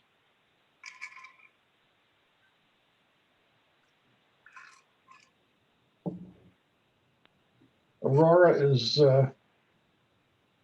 Twice as much. way more Parcels. parcels, 39,000 versus 24,000. Salary is still under 100,000. So I'm not totally I'm not sympathetic to this $110,000 argument, not at all. Well, then give me a full-time staff member to do the commercial assessments and have them experience. And that costs $100,000 a year minimum. And the I board. thought you were training Deirdre for that. Pardon? I thought you were training Deirdre for that, and we gave her a big pay increase this year. She's just starting. It takes years to learn this. Years. Who's doing her job? Okay. Ken, I'm going to ask you, but I think I know what your answer is. So. Well, I'm taking in information and I'm going to reserve comment for probably our next meeting. Okay. Good. Okay. Any other comments for the assessor's elected compensation? Okay. With that, I will present the supervisor. As the supervisor happens to be the head of the township, the suggested compensation is $82,000 with a 3% bump every year. That puts the supervisor in line or above the road district or the highway commissioner. The supervisor is responsible for everything. So go ahead and start the attack. It has to be. Go ahead. Go ahead, Trustee Harney. Okay, I think the supervisor's salary has to be increased. We kept it very low last year, and everybody else got yearly increases except the supervisor. That was a mistake that we made during the compensation hearings, and it was an unfortunate one. So the supervisor not only got a much lower salary, but did not get the cost of living increases that the other elected officials received, with the exception of the trustees, of course. So I don't know that we can get to 80,000, but I think we have to go to 75. Okay. Trustee Johnson. I'm just looking over the charts. Come back to me. Okay. Trustee Aherns. I was under the impression this was a part-time job. And you get involved in a lot of stuff that I don't think the supervisor should be involved in. You got involved into a lot of stuff on the highway department, the road and bridges department. You got involved in a lot of stuff directing traffic for the cemetery, which is under could have been done by the police department or somebody else. I don't think it should have been your level stand out there as a supervisor and direct traffic. Okay. I don't believe that should be under your type of a category to work. So hey, Richard, I'm going to agree. As the state statute names the supervisor of the township as the CEO, you are correct. The supervisor shouldn't have to be doing the day-to-day work at the cemetery. However, this board also doesn't allocate employees. So when there aren't employees available, somebody has to do the work, and that falls on the supervisor, who, by the way, is the CEO and the responsible party of the township. Whether or not you believe it should be done, somebody has to do it. As for the highway department, I'm not exactly sure where you believe that the supervisor is or is not involved. So I'm gonna, if you'd like to expound on that, please do. You were involved in all this, road work. I think there was some ditching involved, drainage, where people were flooding and all this and that. And really should have been out of your category. That should have been in the town road commissioners. Okay. So once again, let me finish here. Okay, go ahead. The phone number that was always given for him was the wrong phone number, so they could not get a hold of him. For how long did he have the wrong phone number listed? Okay, so they called you. Okay, so comment number one, the highway commissioner approved his page of the website. I agree. The telephone number, there was two numbers were superimposed or turned around.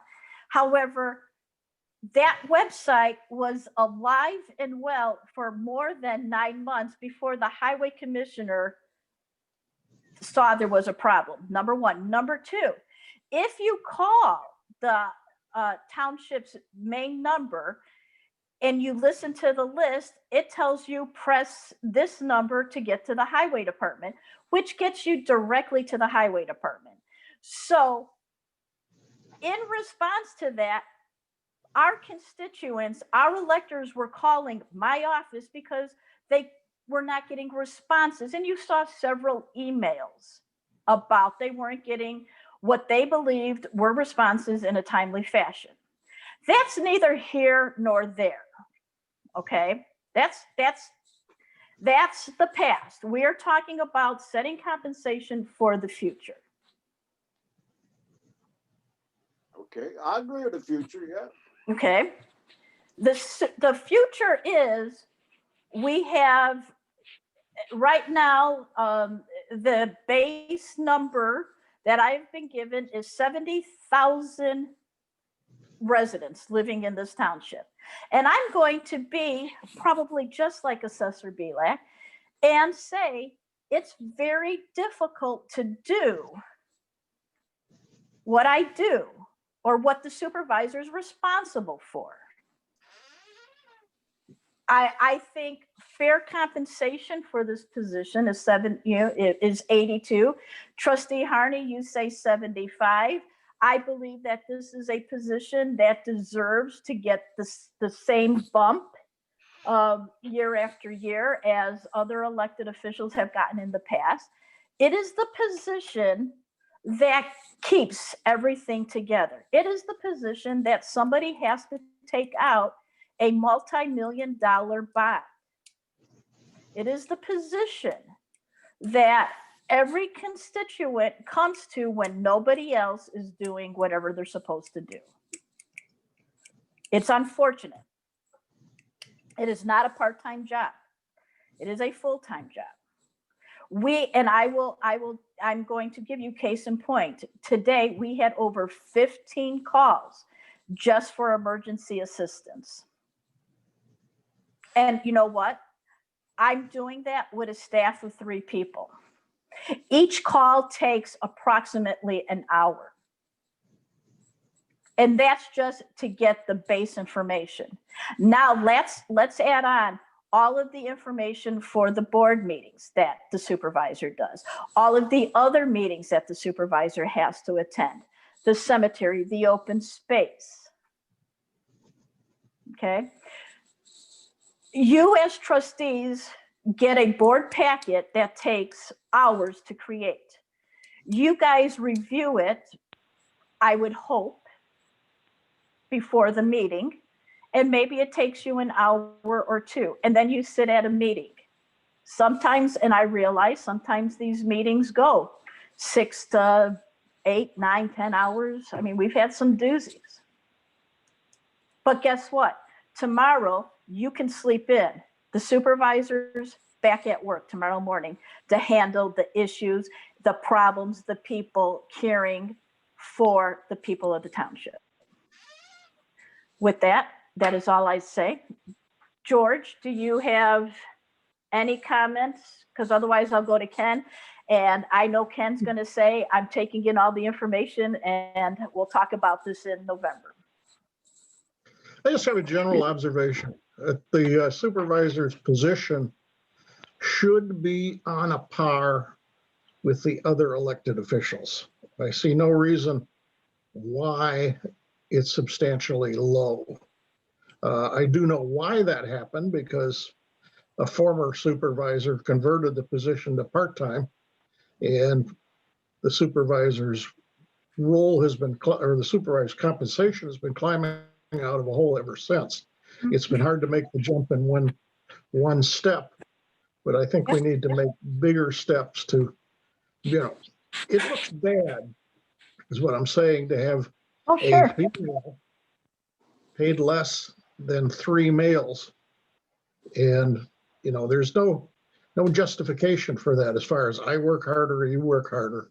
I think that I'm not going to pin myself down on what the salary should be, but I think all our elected officials should be on a par. Am I still on? Yeah, you are, George. You're still okay, on. My battery's 10%, so my visual just disappeared. I'm sorry. I heard George say that he brought in a sexist comment about a woman being paid less than 3 males or something to that effect. What? Oh, I'm looking at the assessor's position, the road commissioner's position, and who else? The super and George, I'm going to, just because I understand where Mr. Bielak is going.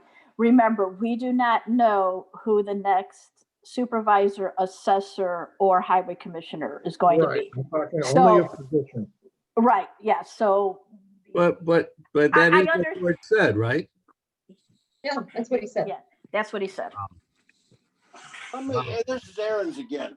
Yep. Go ahead. George and Sue, you both just said exactly what I'm sorry, I couldn't hear you, Richard. Could you say it again? Richard, repeat yourself. George and Sue said the exact same thing that Mike was asking about.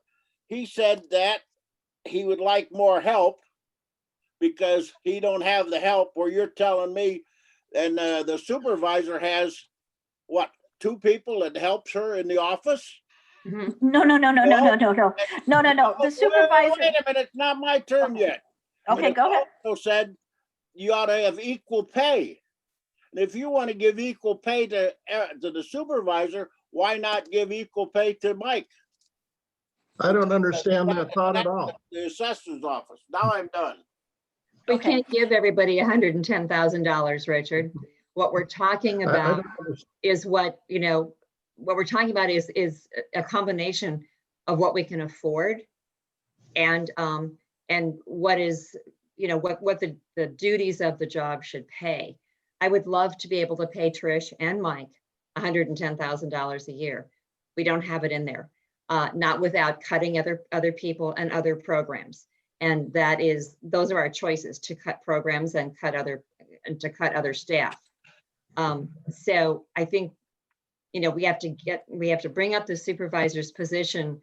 It's been way too low, and that's because a number of years ago, it was cut before I took office, and we should have advanced it more quickly. And last time when we did the salaries, that was a terrible mistake. We should have upped it then, and we should have given the supervisor's position the same 3% increase, or whatever it was, 2% a year, that we gave both the road district and Mike's and the assessor. So we simply cannot pay those salaries. And what we're going to be looking at is what we can eke out and what we're going to be cutting from other places. And of course, that translates right back into the number of people that can work for us. I mean, we don't print money at the township, and so we get what we get, and we have to live within those means. And we have not been doing that very well for quite some time. Could I comment? Please. You mentioned that the salary was cut by the supervisor way back. It was the supervisor who cut the salary. A person who worked the position who cut it in half. It's not like the supervisor cut the assessor's position. A person who was familiar with the position cut it in half. And that position has been raised 17% over the years, 17%, more than once. And this time you're trying to go for 36%. Yet my increase that I'm asking for the assessor position is absurd. No, I want just compensation for that position. And I have comparable assessors. I've given you documentation. I've given you the data that you have. You can give to the public for your decision.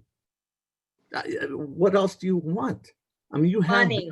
We need money that we don't have. And Mike, the previous supervisor cut the position when he left it. That's when he cut the salary, when he left it. He collected $55,000 a year the entire time that he was supervisor. He cut it to less than $30,000 a year as he left.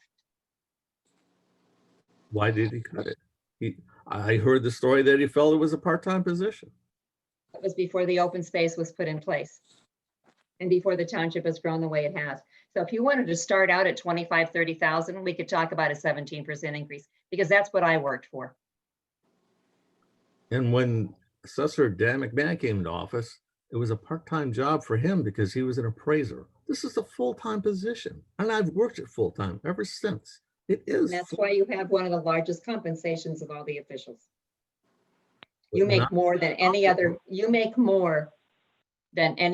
elected official in the township. No, I don't. I make the same as the highway commissioner, who doesn't come to work, who's part of your platform. And we're rectifying that. Okay, so if you rectify that, then you have funds to allocate to the assessor. Or the supervisor. Yes. Okay. We have funds to allocate to salaries. And Yes, they can be distributed between the two of you, and then we'll pull in more if we can. yes. Take it out of the highway, take it out of my budget. Compensate the assessor correctly, please. I really am saying please, Sue. And I'm talking to Sue Harney. This has been wrong all these years, and you know it.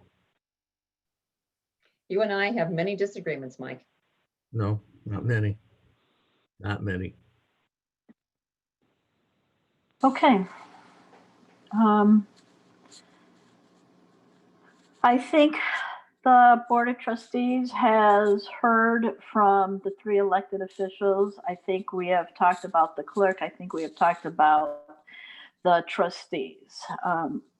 I think you have the information that you need.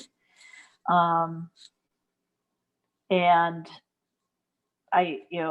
this initial documentation and review period does have to come to an end. And in November, I will ask Assessor Bielak and Highway Commissioner Sinnett to put in writing to the board what you believe the compensation package for your position is. If you would please put it in writing, send it to me prior to the meeting, sometime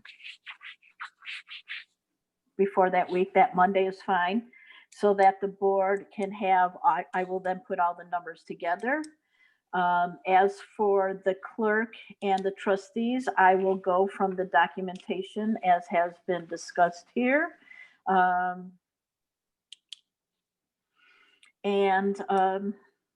Decisions, whether hard or easy, will have to be made in November.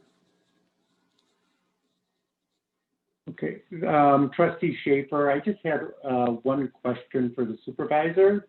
Yes. The 70,000 population that is in there, it Yes. looked like on the spreadsheet, most of the others were consistent with Kane County data, but yes, it seems like your numbers were about 4,000 or 5,000 more than what the actual Kane County or current population data shows. I just want to know where that 70,000 came from. that came from the clerk's office, the same place the other data came from the Kane County clerk's office. Not what was listed on their website. Well, I did not look on their website. I actually call and talk to people. And so, and I don't mean that as a wisecrack, but that came from their office. And I do believe that the number with the census numbers, that number is going to go up. Right, but that is a predicted number, not a solid number from what I can tell. That is their solid number that they gave me over the phone.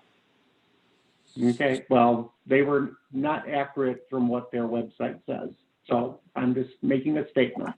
That's fine. Once again, that's an office I don't run, so I can only go by the number they gave. And if, you know, and that's fine. If that's what the website says, that's what the website says. If I could have another comment too. Sure, Mike. There are two other townships that I compared my salary, assessor salary to, and that would be Campton Township and Blackberry Township. Those are the next tier over west of us. Those are primarily rural townships on Route 47 that bisects them. Over or approximately half of their township is farmland, meaning half of their township, the county assesses for them. They don't have to assess that. Blackberry Township does not have a Walgreens. We have 3. That guy's paid basically the same amount I am, with benefits for his dependent spouse or whatever. This position has been so underpaid for so long. It is really absurd, and that's why I get so upset about this. I've been upset about this for years. That's really wrong. It really eats at me. It's unfortunate that this has occurred like this. I don't know what else to say about it. It's just wrong. And I hope you look at the documentation for what it is, and make a hard decision. It is a hard decision. I grant you that. That's a huge increase. You have to answer to taxpayers for that, but you have the documentation to back you up. And that's what I do. That's my job. That's my staff's job. We make hard decisions, but we base it on data. We base it on our experience too. Please do so. Okay. All right. Trustees, you have a lot of work to do between now and the next board meeting. As you will be, responsible for providing however this works. With that, I would like to continue, or actually this finishes this discussion because the next meeting it will go into a void. And I'd like to move on to audit and approve the bills. Before we go there, I would like to see if you're gonna have, for instance, you write up something to your job description or whatever, you're gonna tell us why you're worth that kind of money. I would like to see it before the day of the meeting or the week of the meeting. I'd like to see it, give us a time frame to look at this. All right, so Be all for everybody. Assessor Bielak and Highway Commissioner Sinnett. Our next board meeting is the 18th of November. You will need to have your documentation on what your position, what the position in which you've been elected to, what they do, and your suggested compensation package for the next 4 years. Please have that in my office by November 13th. So that the board will have 5 days to review that documentation. Is that acceptable? Thank you. Yes, Highway thank you. Commissioner Sinnett, can you have that done? By the 13th of November? Yes, sir. Yeah, I probably make that happen. Excellent. All right. So we have that done. Thank you, Richard. We will get that done. Now, I am looking for a motion to audit and approve the bills. I need a first. Make the motion, Aherns. I need a second. Harney, second. Discussion. All right, you may not have seen the bills added. We had the Verizon wireless bill for the highway added. That's $382.72. The purchase of the memorial tree, which was paid for by the family donating it, that was for McHenry County Nursery for $139.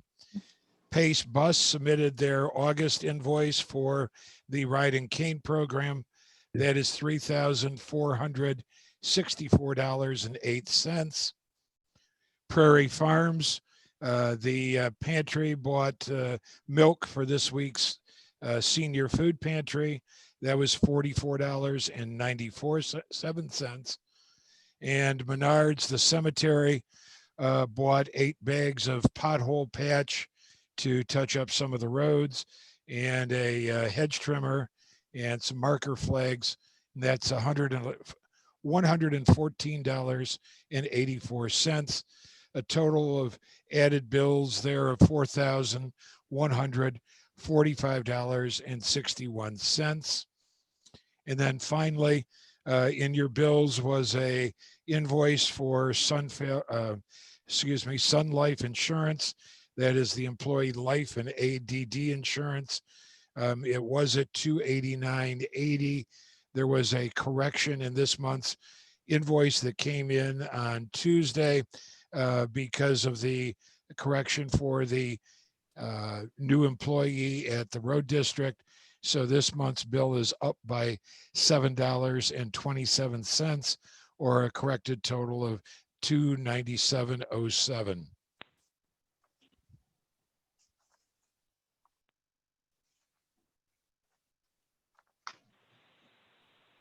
Okay. Are there any discussion about the bills? One quick question. Johnson. Wait. 1 minute, Trustee Johnson. Go ahead, Trustee Aherns. I thought the Ride and Cane was supposed to go down because of the culvert. I understand we still got it, but I thought we were using it as less because of the virus. We are. And it's still $6,000. We had been up as high as 7,000, and now this bill is 3,400. Thank you. Next question. I got a couple of little, Bob, I probably asked this before, but what's VoIP stand for? Voice over Internet Protocol. It's a method of just having one phone line and being able to split that into multiple phone extensions. Okay, thank you. I just want to add one more thing here, and then I'm done. Removal of a dead tree from the neighboring home on Dixie Bridge. Was that the flying squirrel one? Yes, it was. Okay, so you're gonna love this law. We are required by law to remove a tree that could impending or is impending to fall on a neighbor's house as soon as we find out about it. So the tree is an open space on Dixie. Oh, I don't think, on page 2 of the paid bills, I think it's worded differently. No, page 2, wait, hang on. Yeah, but that's the flying squirrel one. So the Yeah, but tree. it said we removed a tree on the neighbor's property. That's the way it was worded. Oh, okay. So it says removal of dead oak tree from neighboring home to Dixie Briggs. All right, so Bob, can you replace it that it's on Dixie Briggs and it was going to fall on the neighbor's home? That's why we had to cut the tree down. Sure. Thank you. Okay. That's all I have. Okay. I'm good with the rest. Trustee Johnson, you're good? Mm-hmm. Trustee Harney? I'm good. Did we have a Trustee Schaefer? motion? Oh, yeah, we've got a first and a second. I'm just doing Lost Sue. discussion. I'm okay to vote. All right. I'm going to now call a roll call because there's no more discussion. Trustee Johnson, Yes. Trustee Harney, Yes. Trustee Schaefer, No. Trustee Aherns, Yes. Supervisor Glees, aye. That goes 4-1. The motion moves. The next thing in front of you is I have a budget transfer 2020-2021 cemetery. It's number 5. I need to move the budget 03-003465-00. Office supplies is over budget by $13.72. Bob, can I ask you to continue this? Because I'm not going to be able to finish it. Sure. So it is over by 1372. We're asking for the transfer of $400 from the gasoline and oil account 03003466 to the office supply account. Move to approve. Harney. Second. Do I have a second? Second. Just for the. Supervisor Glees seconds. Okay. Take Richard. Okay. Bob, would you? Any discussion on it? Questions? Otherwise, roll call. Trustee Harney, Yes. Trustee Aherns, Yes. Trustee Johnson, Yes. Trustee Schaefer, No. and Supervisor Glees. We lost the supervisor. Okay. All right. Moving right along until she comes back. No need to go into executive session, I believe. So is there any other business or can we entertain a motion to adjourn? I move Let's we just- adjourn. Can we give congratulations to Trish for the Daily Herald recommending a yes vote on the referendum. I think that, that was her interview and I think she obviously did a good job. So I want to just say that. Okay. And George, did you make a first motion to? He did. And I'll second that. Okay. All right. Any discussion? Otherwise, we will go ahead. Trustee Harney Yes. and Trustee Ahrens. I disagree on the paper and yes on the motion. Okay. Trustee Johnson. Yes, to adjourn. Yes. Trustee Schaefer. Yes to adjourn. Okay. Supervisor Glees. Yes, to adjourn. Okay. We are adjourned. Thank you very much, I will stop the recording. I have 2% left on my